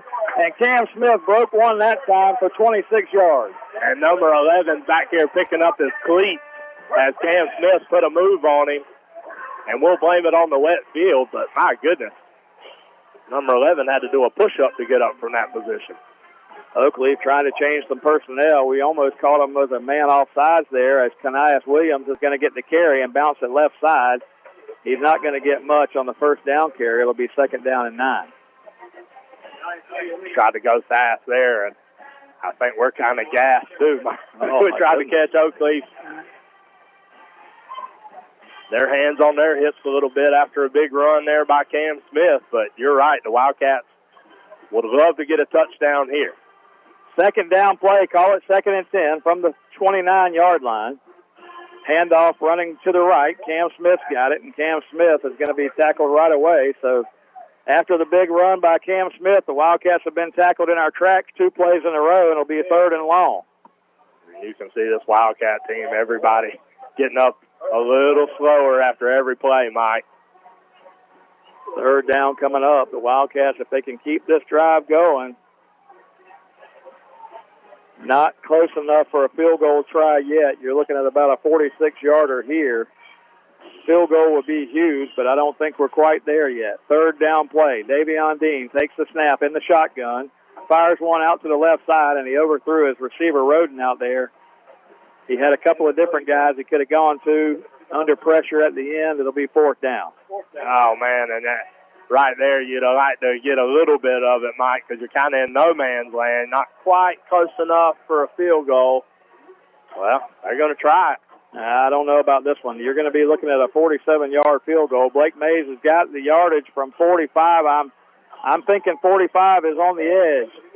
But from the right hash, Blake Mays, if this is converted, it would be a 5-point Wildcat lead. So a huge kick upcoming. Dean will hold. The ball's going to be set down at the 37 right hash. Blake Mays has got his foot into it. It's on the way, and it's going to be good. He got it. He got it from 47 yards, and it snuck over the crossbar, and the Wildcats take a 5-point lead. What a huge kick by Blake Mays that time. 47 yards, and he drills it, Mike. And I said 45's on the edge right there, Jackie, and I think we were just about right. He got it just over the crossbar. Field goal is good. And now you got a 5-point lead, 19-14, with exactly 8 minutes to go on the clock. Good for you, Blake Mays. Great kick. Great kick by Blake Mays. And we saw him make a couple of those 47-yarders in warm-ups, Mike, but a lot different when the pressure's on. But he drills it, gets it right over that crossbar, and that's what a weapon to have in Blake Mays. We talked about it earlier with the special teams playing the way they are tonight for this Wildcat football team. Really, Jackie, if you want to just kind of recap things, the special teams has been the difference for these Cats. And right now, gives the Wildcats a 5-point lead. Mays is going to kick one deep here inside the 10-yard line, taking it to 5. Oakleaf, return man, going to bring it back. Holland, first man over there, and they're going to bring him down right around the 20. Fumbled the football, got back on it. And now Oakleaf going to put it in play right around the 20-yard line, trailing by 5 to this Wildcat football team who has really owned this second half, Jackie. Right, they have come out to play in the second half, Mike, and finally found some life. You know, we talked about it in the first half. We kind of noticed it in pregame a little bit. Not a lot of energy down on that Wildcat side, but a couple big plays in the first half, and it was finally like, oh, hey, it's football season again. And now they've rallied and come together, and with a 19-14 lead here in the fourth quarter, figuring it out, finding a way. 47-yard field goal gives the Wildcats a 4-point lead. 23-yard line is where Oakleaf is going to put this one in play. Hammond, the quarterback, those guys, between him and Outlaw, that's really been all the offense for Oakleaf. Key on those guys. Hammond takes the snap. Going to look to throw one downfield. Got a man out here, that's Bradshaw, and Bradshaw incomplete. Kind of short-armed it as the Wildcats had a man there in coverage. Yeah, I thought they had him right in the seam right there. And look, that's Coach Rock Roden getting on one of his secondary players saying, you got to go deep. Keep going with him. Can't let him run by you. Second down play now upcoming for Oakleaf. Clock stopped with 7:45 to go in the game. 5-point lead for the Cats. 5-point lead's good as long as they get a field goal. Not good if they get a touchdown. From the 23-yard line, Hammond in the shotgun. Hammond takes the snap. Going to run it with Outlaw to the right side, and Outlaw can't get out of the backfield. The Wildcats do a great job there. And Outlaw brought down 2 yards behind the line of scrimmage, actually 3 yards behind the line of scrimmage. It'll be 3rd and 13. Orlando Holland has just turned the motor up here in the second half. Mike, he had a couple big plays in that first half, but we have called his name a lot here in the second half. And he's getting after it as he's able to bring Outlaw down behind the line of scrimmage, something that I don't think has happened at all tonight. Third down play coming up. 3rd down, 13. Call it maybe 14 for Oakleaf. They've got to get all the way out to to their own 33-yard line. They're inside the 20. Hammond in the shotgun, takes the snap, looking to throw, fires one down the right sideline. He's got a man over there, and the catch is incomplete. The ball went through the receiver's hands. He had Bradshaw again. When they try to go deep, Bradshaw's the guy that you key on, and it looked like he was going to come in with the catch, Jackie, and it just fell out of his hands. It'll be 4th down. They'll have to punt it away. Derek Major again with another great play from his cornerback position. I thought they had Bradshaw, and Major was able to get his hand in there at the last second and kind of jar that ball loose. So good secondary play by this Wildcat defense here in the second half. Now, I noticed on the last punt for Oakleaf, Hammond hesitated, and he kept waiting to see what was going to happen. So watch a fake right here. Well, he can't hesitate this time as Holland was coming after him, and he gets off a wobbly punt that goes out of bounds inside Oakleaf territory, and the Wildcats will have great field position here. And, Jackie, with one more drive, the Wildcats can put this thing away. I'm telling you, Mike, and listen, Oakleaf is reeling right now. They are tired. The defense is coming out there, and if this Wildcat team can get the last little bit you got, what you got left in the tank right here with 6:45 left to go in the fourth quarter and punch one in, you may take the win out of Oakleaf Sales. Well, it'd be huge. It'd be huge for this Wildcat football team. After the week that we had last week with Bradford County coming over here, and, you know, that game just never got underway last week, and the Wildcats couldn't do what they wanted to do on offense with Davion Dean, and give Bradford County credit now. I'm not taking anything away from them. They had a 21-0 lead in the second quarter of that game, but nothing went right for the Cats last week. And, you know, Bradford County probably definitely superior for sure, but now you come back, you get a chance against this Oakleaf team here at home. Intensity was lacking early on. Wildcats were able to find some momentum somewhere. We've gotten 4 turnovers against this Oakleaf team here tonight and a chance to win this ball game late in the fourth quarter. Yeah, Coach May said after that Bradford County game, he said, we're going old school. We're going to hit a lot in practice this week. And you can tell. First down play. Wildcats going to fake it to Cam Smith, and Davion Dean's running up inside the 45, and he's down inside the 40, down to the 38-yard line. A gain of 8 yards on first down for Davion Dean. And a couple of these runs that just weren't happening in the first half, Mike. Wildcats are starting to reel them off bit by bit, wearing this Oakleaf defense down. Clock's going to run down under 6 minutes after this play. Wildcats with a chance to kind of salt this one away if we can get some first downs. Cam Smith running up the middle. He's going to be close to the first down yardage, down to the 36-yard line. Going to say he's half yard short, I guess. Oh, I didn't care for that spot. Yeah, they spot it short of the 31. He needed to get to the 31, so they spot him short. It'll be third and short from there. Davion Dean goes back to the gun. 6 minutes to go in the game. Cam Smith this time, fake handoff to him. Davion Dean's running outside. They're going to try to bring him down from behind. They're going to get him. And that's, again, another one of those situations, Jackie, where we needed 1 yard, and we go 2 plays, and we go backwards. Man, that's frustrating to try to get outside right there. You need a yard. You got to be able just to go in between the tackles. Davion Dean needs to lower his head there, and we just got to be able to pick up the yard. That's manpower there. Coach Mays is going to kick himself after that possession because the Wildcats could have run a lot more clock here, and they could have kind of maybe iced this thing out if we get some first downs. Unable to do so, it'll be fourth down. We'll have to punt it away. Nobody back to return for Oakleaf, so if Blake Mays can drop this one down inside the 10, we can down it back there. But the Cats will take a delay of game. If I'm Oakleaf, you're crazy not to run somebody back to return this punt, Jackie. Yeah, I'm thinking the same thing, especially now. They may do it now after we've taken the delay of game. Got to know that we're punting at this point. Yeah, I mean, they are going to run some different personnel, so they will send somebody back. I mean, you'd be crazy not to after that play. Fourth down now. Blake Mays is going to get his foot into it. It's a high end-over-end punt, but their personnel wasn't even ready. Oh, no. Unfortunately, it's going to take a Wildcat roll into the end zone. It'll be a touchback. But either way, it'll go back to the 20-yard line, so not the worst thing that could happen. 5:04 to go in the football game. Wildcats clinging to a 5-point lead, 19-14. We'll keep it right here as we wind this thing down. Oakleaf, I mentioned earlier, 1-0 on the season. They beat Orange Park last week, 45-8.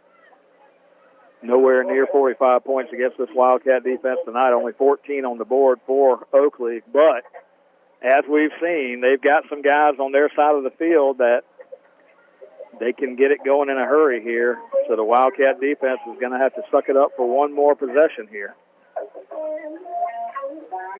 But you're right. They need another huge stop right here. This is where, you know, young teams become grown-up teams and they gain their maturity. Late game situations. First down and 10. Ammon's going to fire one across the middle. This time Bradshaw brings it in, and he's going to be out to the 45-yard line, 46-yard line on a quick strike from Ammon to Bradshaw. Here's what I would find. I would find out where Bradshaw's lined up, and I would make sure I had somebody in the area.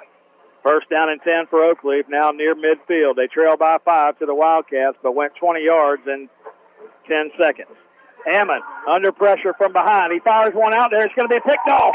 Blake Mays falls back into coverage and picks it off, and we've got flags in the backfield. What's it going to be on the flag? It's got to be holding, and it is holding. You're going to decline that, and the Wildcats are going to take their 5th turnover of the night, and we're going to put it in play back around the 20-yard line. What a play that time by Blake Mays again from the safety position. Just playing center field back there. And Ammon heaves one deep, but I'm going to tell you what happened. Orlando Holland put the pressure on him, and Mekhi Mosley found Bradshaw, and he stayed in his hip pocket. And Ammon looked his way the whole time and realized Mosley wasn't going anywhere and heaves one deep as he feels Orlando Holland breathing down his neck. And what a huge play, again, by this Wildcat defense. You could almost see Ammon see Orlando Holland out of the corner of his eyes, and he threw that ball quicker than he wanted to. Blake Mays gets the interception, and the Wildcats get the football. Cam Smith fighting his way out across the 20, out to the 22-yard line. 3-yard gain on first down. This time now the Wildcats just trying to grind it out a little bit, under 5 minutes here. Oakleaf defense is tired, but so is this Wildcat team. Second down now. Second down, call it 7. 4 minutes to go in the football game. Wildcats desperately need a first down or two. Davion Dean calls the signal, standing back there in the shotgun. Dean letting that play clock run down here. Going to have to hurry now, under 5. Dean calls for the ball. Handoff again. This time Williams, and Williams is out across the 26-yard line. Flag comes down at the very end of the play. Have to see what they call here. Williams had that one out across the 26-yard line, and they're going to call this against the Wildcats on something, Jackie. Something that happened late in that play. Came from right in the interior of that line, and I'm not sure what it is they're calling, but the Wildcat players aren't happy about whatever that call is. It's going to be unsportsmanlike conduct against the Cats. 15-yard penalty against the Cats is going to back us up. That's not what you need at all. Back to the 13-yard line now. It would have been third down and about 4. Now you're looking at second down and 16. The Cats really need a first down, but what's worse here, though, Jackie, is the field position battle, because you don't want to give Oakleaf the ball back at midfield with a couple of minutes left in this ballgame. No, not at all. And Coach Mays obviously upset with that penalty. All right, well, we're going to set this thing up for you. Let's take a 30-second timeout while they've got a timeout on the field. You're listening to Wildcat Football on WFBB. Baker County Farm Bureau wants to wish the Baker County Wildcats much success this football season. Baker County Farm Bureau, specializing in auto insurance, homeowners insurance, along with life insurance. To get started with Farm Bureau, contact Jack Baker or Justin Webb at 259-6332. That's 259-6332.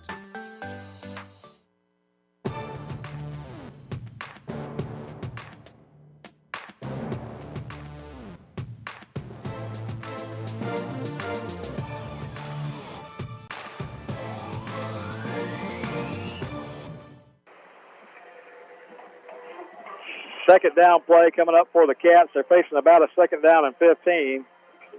And Davion Dean's back there, 3:36 to go here in the ball game. Dean looks to throw. Now he's going to scramble out of there. Dean's got a little bit of room, but now reverses his field, and he's going to fire one out of bounds over here. Cam Smith, the intended receiver, and we got a couple of guys going at it on the far side over there, and no flag over there as those two guys looked like almost brawling. Yeah, there's a wide receiver and a cornerback on the pass play, so not sure how that happened.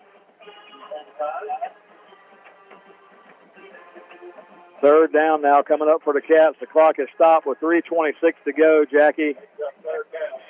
And what do you think here? You got to get a first down. If you don't get the first down, we're punting it back.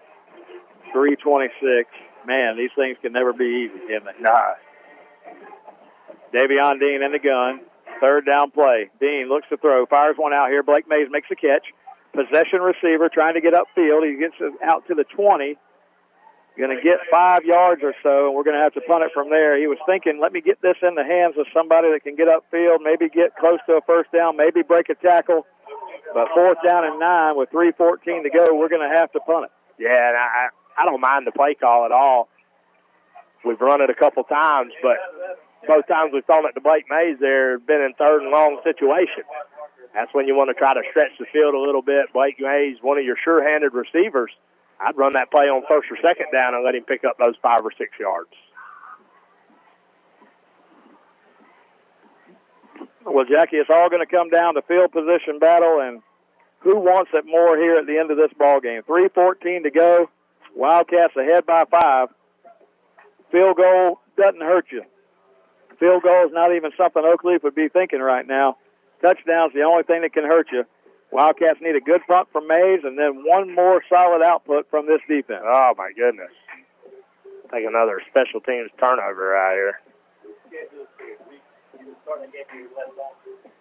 The defense has had a few minutes to kind of catch their breath on the sidelines here, so ready for one last run here down toward the end of this ball game. Mays stands inside his 10-yard line. Good snap back. Mays gets a good punt off. Good high kick. Going to be taken at the 43-yard line. Return man for Oakleaf is up across the midfield. He's into Wildcat territory to the 45-yard line, and that's where Oakleaf will put it in play. at the Wildcat 45, and the flag comes in. That should be 15 against Oakleaf. Absolutely, and one guy on the field saw it. Everybody in the home stand saw it, and only one of the officials. Yeah, the Oakleaf return man got up and shoved the Wildcat that tackled him in the chest right after the play. That should be a unsportsmanlike against Oakleaf.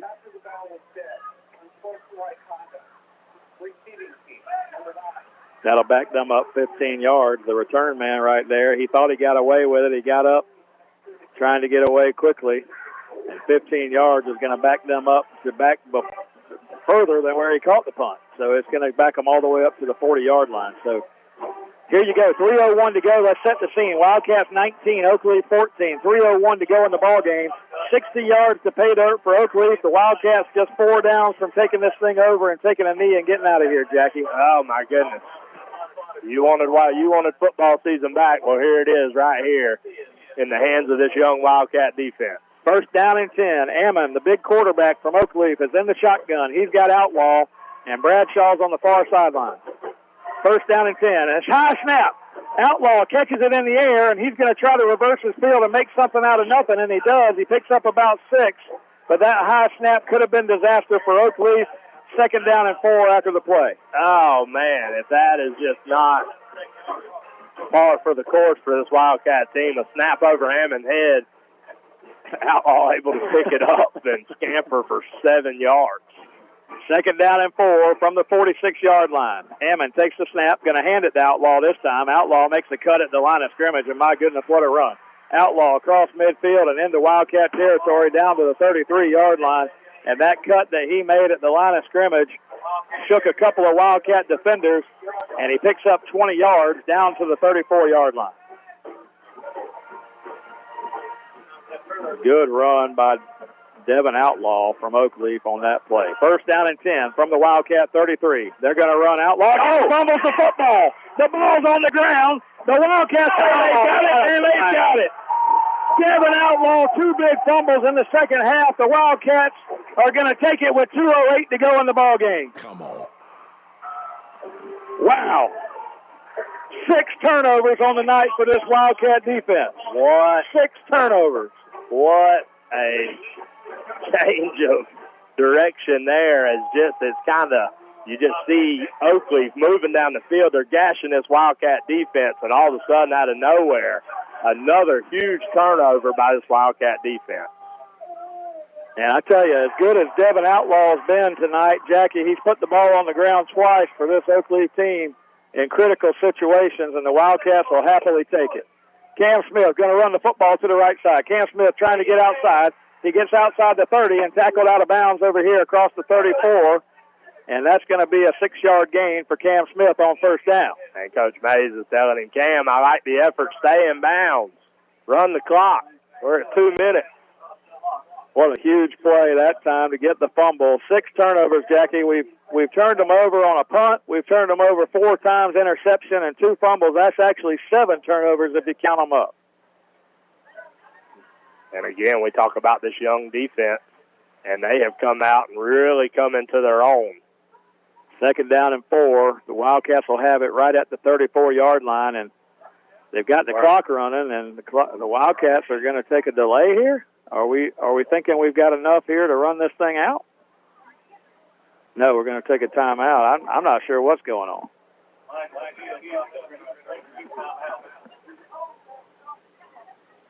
Mays is talking to the head official because Cam Smith's down on the sideline over here, and he's asking for the official timeout. And the head official says, no, we didn't give you a timeout for that, so it's a delay of game against the Wildcats. Unbelievable. Unbelievable. Not the worst thing, though. We did run 30 seconds off the clock. Well, I hope Cam Smith jumps up and he's okay over here. He got tackled late out of bounds on that play. We didn't get a flag on the late hit out of bounds or riding him out of bounds over here. But, you know, and that was close. I'm not saying they should have thrown a flag there, but after that, you know, Coach Mays is looking at his guy being tended to on the sideline here, thinking that that's an official timeout. Meanwhile, the clock's running. Their coach is over there waving his arms, trying to get a timeout because he didn't want all that time to run off the clock. And the officials just kind of lost control of this thing.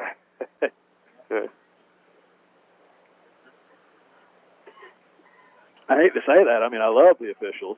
You know that. Yeah, no, but that play right there was a lot of chaos going on that one. Well, somebody, yeah. I mean, and if you're the head referee there, you got to take control. Let somebody know what's going on, because you got a bunch of people just standing around. You know, Oakleaf's looking for a timeout. They're saying, "Why are you letting the clock run?" Coach Mays is saying, "Why are you letting the clock run? I got a guy over here being attended to." In first down out of bounds, the clock will run when the ball is spotted. If the play clock is over 25 seconds. The player was out of bounds in exactly 2 minutes. This is not under 2 minutes. That's the reason why the clock runs. The injured player out of bounds is not a factor on the field. There will be no timeout for that. That's the reason why there's a delay of game. The clock is corrected 1 minute 33 seconds. Third down. Man, this is the best explanation I've ever heard. Yeah, Some guy trying to cover their tracks here. Is what it sounds like to me. You know. I like 2 minutes. The clock would have ran under 2 minutes, but he said it was 2 minutes, so it wasn't under 2 minutes. How does he know? Was he looking at the clock right when the guy went out of bounds? Come on. I like it. Second down 9, going to run the football straight ahead. The Wildcats get out to the 30-yard line. It's going to bring up a third down and about 8 yards to go here, and 1:27 to go. Oakleaf calls timeout. And I don't know if they have, what do they have left, Jackie? 1 or 2 timeouts left? We need to check on that. The scoreboard shows 0, but I'm not sure that that's right. Justin Thomas, text me real quick. How many timeouts are there? Setting the scene one more time. 1:27 to go in the ball game. Wildcats 19, Oakleaf 14. Only one score in the second half of this, 2 scores in the second half of this ball game. The Wildcats took the lead on a touchdown run by Cam Smith in the third quarter, and then a 47-yard Blake Mays field goal extended the lead to 5. To make it a 19-14 game. It was 14-9 at the halftime, so the Wildcats have owned the second half with a 10-0 score. However, this last 1:27 that's on the clock is critical because the Wildcats sit at the 30-yard line. If they get no yardage here and have to punt it away, Jackie, Oakleaf would stand to get the ball somewhere around the 35 or 40, and they'll have about a minute left in the ballgame. That's what we're looking at. Oh, man. With no timeout. Let's go ahead and pick up a first down right here. Third down 8. Davion Dean takes the snap. Wildcats will run it. Run it to the right side, and there goes Cam Smith. He's going to break it. 50, 40. Cam Smith, 35, 30. Cam Smith to the 20. He's taking it to the house. Ball game. Cam Smith just took it 70 yards with 1:27 on the clock and broke the hearts of all the Oakleaf fans on the side. What a run by Cam Smith. We talked about it earlier, Mike. Felt like he was a step away. He was one step away from breaking one of those. And there he goes right there with a huge touchdown. I see you, Cam Smith. 70 yards on the touchdown run. And Cam Smith, you could come take a break. My goodness. What a run. He got past the 50, Jackie, and nobody was catching him. He had a guy maybe 2 yards from him at the 50. By the time he got to the goal line, they were 15 yards behind him. Cam Smith. What a run. Blake Mays is going to pull the extra point left. He's good from 47. He's good from 37, but he's missed 2 extra points tonight. Blake, we got to work on that. We got to dial it in. We got to dial in our short range game. 70. Blake Mays misses the extra point, but it doesn't matter. Wildcats up by 11, 25-14. We can celebrate, Jackie. The Wildcats up by 11 here. They're going to get a hard-fought win against this Oakleaf Knight football team. And exactly what they did, what they needed, Mike, and you kind of saw them grow up tonight on the field. A rough first half, a little timid out there, no energy, and all of a sudden as the game went on, they started grinding, and my goodness, they put together a heck of a ball game for this young Wildcat team. Heck of a game. Don't forget, this is the bigger school that we're going against here tonight. You know, Oakleaf draws from a bigger population of kids that play on this football team, so it's not a district contest or anything like that that's got playoff implications, but, you know, it's a statement game is what it is, Jackie. You get a young Wildcat team in here against a statement opportunity like this against Oakleaf, and you're going to come out of here with a win. That's huge. My goodness, yes. Again, no, were very disappointed in their performance last week. The team was. Said this isn't how we play. This isn't. We know we're a better team than this. We may be young, and that's no excuse for it. So tonight was their chance to come out and prove it. And again, I just can't speak enough to how much they have progressed in this game alone from the first quarter to the fourth quarter. First down and 10, Oakleaf. They'll take it at the 30-yard line, but with 1:15 to go here, Oakleaf needs 2 scores to win this ball game. It's probably going to be too little too late, but what an effort by their team. I tell you, this quarterback Ammon, this running back Outlaw, they're a couple of guys to watch in this area. Got a really good receiver, Bradshaw, and good football team, Oakleaf. You can't take anything away from what they've got on their side of the field, but what an effort by this Wildcat football team. Wildcats almost get another interception here against Outlaw. Mekhi Mosley jumps the route over there as Ammon tries to fire it here, and this is going to be one of those longest 1 minute and 9 seconds in history, right? No doubt. What a run, Cam Smith. Third down. He needed 9 yards for the first down. I was okay if he just got the first down and went down, but Jackie, 70 yards, took it to the house. I thought he was going to pick up the first down, and I was ready to celebrate. And all of a sudden, he threw that thing back into sixth gear and was gone. Cam Smith does have another level that some of these other guys can't get to. There you go. Second down play. Ammon's going to scramble out of there. He's going to get tackled up ahead around the 38-yard line. And a flag comes in, my goodness, and that guy in the middle, he's been flag happy. Tucker Thrift in there, number 45 on the tackle. I think they're going to get 15 on the Cats here, but it doesn't matter. We're going to be under a minute to go, 11-point lead. The Cats going to get a win here tonight, Jackie, a good win against this Oakleaf team. And Tucker Thrift saying, hey, what'd you want me to do? I tackled him. He's trying to stick the ball out. That's what made you think it was going longer, and they get 15 yards. That shouldn't have even been a flag. Come on. I've seen way worse tonight. Nah, no doubt. No doubt. But you don't want to give them anything right here. Nah. 1:01 left. It's a 2-score game, but they've shown that they can move the ball in a hurry. 11-point lead for the Wildcats. 3 receivers top side of the field. Ammon's going to take the ball, roll to his right. He's got a receiver catch made over there. Just get him on the ground. Bradshaw makes some guys miss. He's inside the 30, down to the 27-yard line. And he's their real weapon at receiver. And he's going to take it down to the 27. Once they set the chains, they should run this clock, and they do. It'll go under 40 seconds here. First and 10 from the 27. Ammon in the shotgun. Rolling to his right. He's going to run the football. Ammon's going to run it down inside the 20, inside the 10. Ammon's still on his feet. Ammon fights his way all the way to the end zone. Nobody tackled him. He just goes all the way to the end zone, and Oakleaf has scored. You cannot think the game's over. And that's exactly how they played that play. That was not the last play of the game. My goodness. And it was quiet because Ammon just kind of snuck in down there. He just kept going.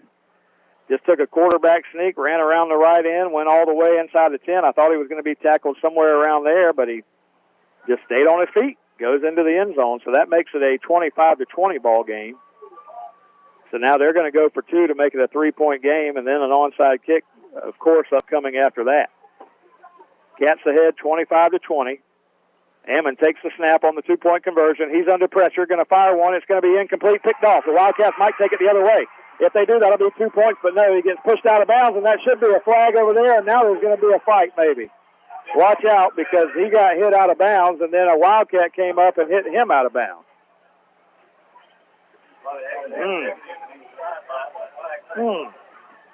And that's what happens when you let the first guy get away with it. Yeah. The second guy comes behind.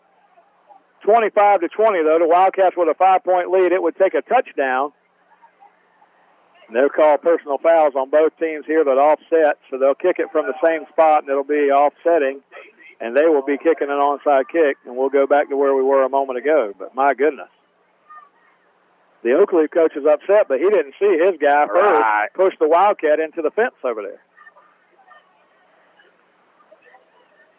27 seconds left to play. Yeah, he can be upset all he wants to, but he's on the losing end of this argument. At least I saw the first one, and I was upset, and then one of the Wildcat players had to retaliate. Yeah. Well, he just didn't know. I think he's arguing because he didn't see it. Right. He didn't see his guy make the mistake that he made. And, either way, the officials got it right. We don't say that often, but the officials got it right. 25 to 20, the Wildcats with a 5-point lead. We're back to where we were a few moments ago before the Cam Smith touchdown. The Wildcats had a 5-point lead at that moment. Now they've got a 5-point lead. The good news for the Cats is if you cover this onside kick, the game's over. The bad news for the Cats is if you don't cover this onside kick, you give them 24 seconds or so with the ball. And they just scored with, 30? I told you they can score fast. That 15-yard penalty, I'm not saying that make or break it, but you can't give them anything. Well, hopefully one of these guys on the front line for the Wildcats has got some sure hands, and we can step out of here. This game started with an onside kick. The Wildcats tried one to start the game, Jackie, and now it's going to end with an onside kick. Yeah, I forgot about that. Quarterback Ammon. He's also the place kicker. He's also the punter. He does everything for this Oakleaf team. He's got it teed up at the 40-yard line. Wildcats standing spread across the 50. Just need somebody to stand on it. Onside kick, they're off sides, and that, unfortunately, in high school football is going to mean they get to kick it again. The Wildcats would have covered the onside kick. Oh, man, it would have been dead right there. You can't decline it. This is one of those rules in high school football I hate. Once they're off sides, they blow it dead. However, had that play ran, the Wildcats would have covered it, and you could have declined the penalty, but you can't decline that offsides, and they'll get another chance at the onside kick. I'll take another hop just like that. If you remember, you don't remember because you were probably in, elementary school when it happened, but I know Kyle Davis, who's listening, remembers. I think we were playing the Lee Generals years ago, and that happened to us. We covered the onside kick. Lee had another chance at it, though, because they were offsides. They got it and ended up winning the football game. Wow. And that's unfortunate part of high school football. Ammon's going to kick the onside kick. It's not going to go 10 yards, but a Wildcat touches it. You can't do that. Come on. And Oakleaf's got it. You got it. Yeah, the ball's not going to go 10 yards. Why do we got somebody up there trying to catch it? Come on. Just a youth, inexperienced play right there. Yeah, it was. No chance that ball's not even going 10 yards. What are we doing touching the ball? I just didn't. Again, something you don't practice a whole lot of. But now you can't give up if you're this defense. You got 25 seconds, and they've got the ball at the 42-yard line. And you can't give up right here. You got to get these guys on the ground and stop this football game. We were already calling this a win. And some unfortunate events have happened here in the last 30 seconds, and Oakleaf's got a chance. They're 58 yards from the end zone. They've got to have a touchdown. 25 seconds, Ammon in the shotgun. No way that we should have let them have that onside kick. The ball wasn't even going 10 yards. They're going to fire one up ahead to the 49-yard line. A catch is made. He goes out of bounds right away. They're going to work the sideline here. 5 seconds off the clock takes it down to 20 seconds in the ball game. You only have time for 2 or 3 of those type of plays, though. You're going to stretch the field at some point. A sack is huge right here. I'd love to call Orlando Holland's name. Sack, the ball game's over. And I hate all those Wildcat fans that ran out of here a minute ago trying to beat the traffic. Come on, guys. Second down play. They're going to throw it downfield, and they're going to call that an incomplete pass out of bounds. So that 5 seconds is wasted for Oakleaf. It'll be third down. They're right at the 49-yard line. 15 seconds to go on the clock. 49-yard line, third down. I don't think Ammon's going to give him a chance for a sack, Jackie. He's getting the ball out quick right now. But an interception's not out of the realm of possibility. Either way, 15 seconds can't come fast enough. Let's go. Run this clock. And I'm telling you, you're right. It's been short, but do not bite on that. Do not let it over the top. Third down play. Ammon in the shotgun, looking downfield. He's under pressure. He fires one down the right sideline. It's going to be knocked out of bounds, incomplete. They had a guy trying to break free down there, 10 seconds left, and it's fourth down. And he did. That was a double move, Mike, and he had a step on the cornerback, and Blake Mays was able to come over from that safety position and knock it out of bounds. So here we go, fourth down here. One more incompletion, and the game's over. 10 seconds and the game's over. One more incompletion, the game's over. Sack, the game's over. Anything that we can do here. Fourth down. Ammon in the shotgun. Cats with a 5-point lead. 10 seconds on the clock. Snap back to Ammon. He's under pressure. Ammon's going to try to run for it. Ammon's going to get near the first down, slides out of bounds over there. They're only going to have 3 seconds on the clock. He got the first down, Jackie, but he's 3 seconds on the clock. They got a guy that's shaking up in the backfield, and they're going to be at the 47 of the Wildcats. So the only thing you've got is Hail Mary. Oh, my goodness gracious. And after the debacle on the onside kick here, I don't want to go to a Hail Mary. And that's all they've got. That's all they've got. They got 47 yards to cover. It can only be a Hail Mary because anything tackled before the goal line is game over. And Ammon's going to have to get enough room to heave this thing the whole 50 yards because he's got to throw this thing 50 yards in the air. Here you go.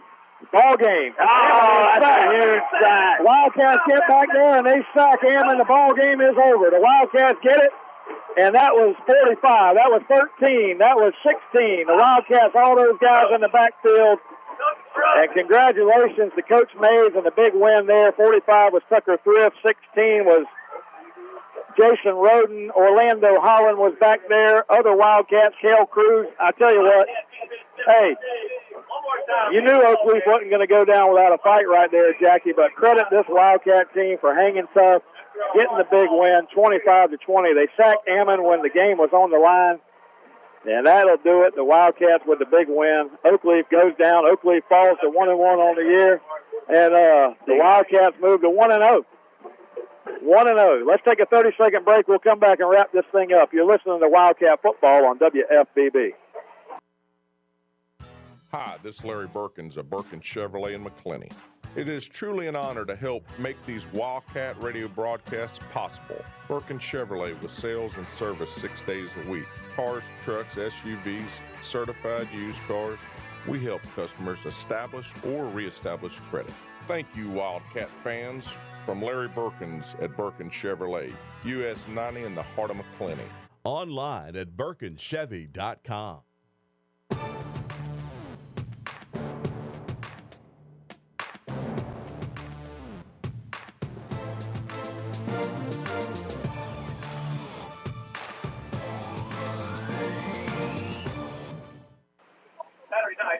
Yeah, we welcome you back here to Memorial Stadium, downtown McClenny, Florida. I want to thank all the Wildcat fans for listening in here on 97.5 FM WFBB. Coming to you live from Glen Baptist Church each and every week. And I want to just send a shout-out real quick to our buddy John Meadows. He's on the road this week. He's got Corey over at the church backing him up tonight, Jackie. And John Meadows, I hope you're having a good trip and everything as well. The Wildcats get a big win here tonight, 25-20 against the Oakleaf Knights here on our home field, Jackie. And exciting win for Coach Mays, even more exciting for these young guys who are able to take this win and kind of move on from here and say, hey, you know, we had our backs against the wall, Jackie. They trailed at halftime. They were down 14-9. They came back several different times in this game. Now, it took an effort. We had 7 turnovers. We had interceptions. We had a fumble on a punt return, and we had 2 fumbles by their best running back. And take all that away, the Wildcats get a 5-point win, a big confidence-building win for this team that Coach Mays will be very proud of this team for coming together and getting. But I tell you, with all the breaks the Wildcats got to win this game by 5 points, that just tells you how tough Oakleaf is. Yeah, Oakleaf's a great team. I mean, they really had some guys out there. We talked about Outlaw. We talked about Ammon. We talked about the wide receiver, you know, and up front, I mean, they really held their own up front offensively and defensively.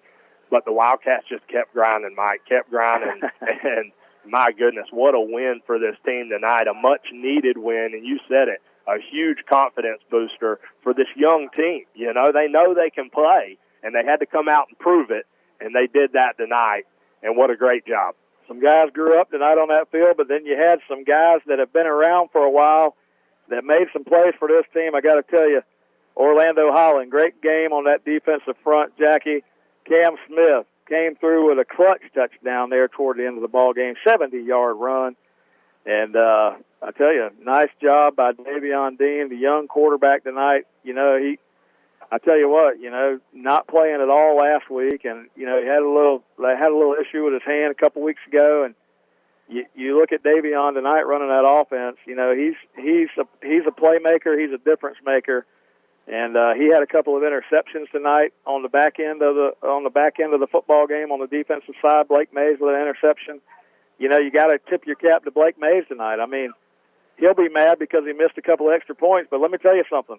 A 47-yard field goal at a clutch point of the ball game was huge. You know, it took the Wildcats from a 2-point lead to a 5-point lead, and that's where it ends. You know, and so you know, a lot of guys you tip your cap to on this Wildcat football team, but a great win. We'll look forward to next week. Jackie, we got a little different schedule next week. Talk about it. So we were invited at the end of last season for Under Armour's putting on an event with Baker Sporting Goods, the Border Wars, Mike. So they're taking Georgia, Florida. Georgia. They're taking the top, I would say, 11 teams. Maybe I could be wrong about the number of teams, but they're taking the top teams from Georgia, the same number of teams from Florida. We're meeting in Brunswick, and we're going to play football Thursday, Friday, and Saturday, and we're going to see who really is the best state in high school football. King of the Hill. Huh? Yeah, and so the Wildcats have the opportunity to be the main event at 8 p.m. on Saturday night. So the last game of the, I guess if you want to call it a tournament, the showcase, the last game. So they're going to play Richmond Hill on Saturday night at 7:30 p.m. Going to be a fun time. Going to be a great time. And I'm assuming you're going to bring the TV so we can watch the Florida-Kentucky game in the press box while we call that game next Saturday. You know it. All right, well, either way, Wildcat fans, we want to thank you for listening in tonight. We've had a great time. Corey, we appreciate you stepping in for John Meadows back at the studios over there at 97.5 FM. And we'll talk to everybody next Saturday night.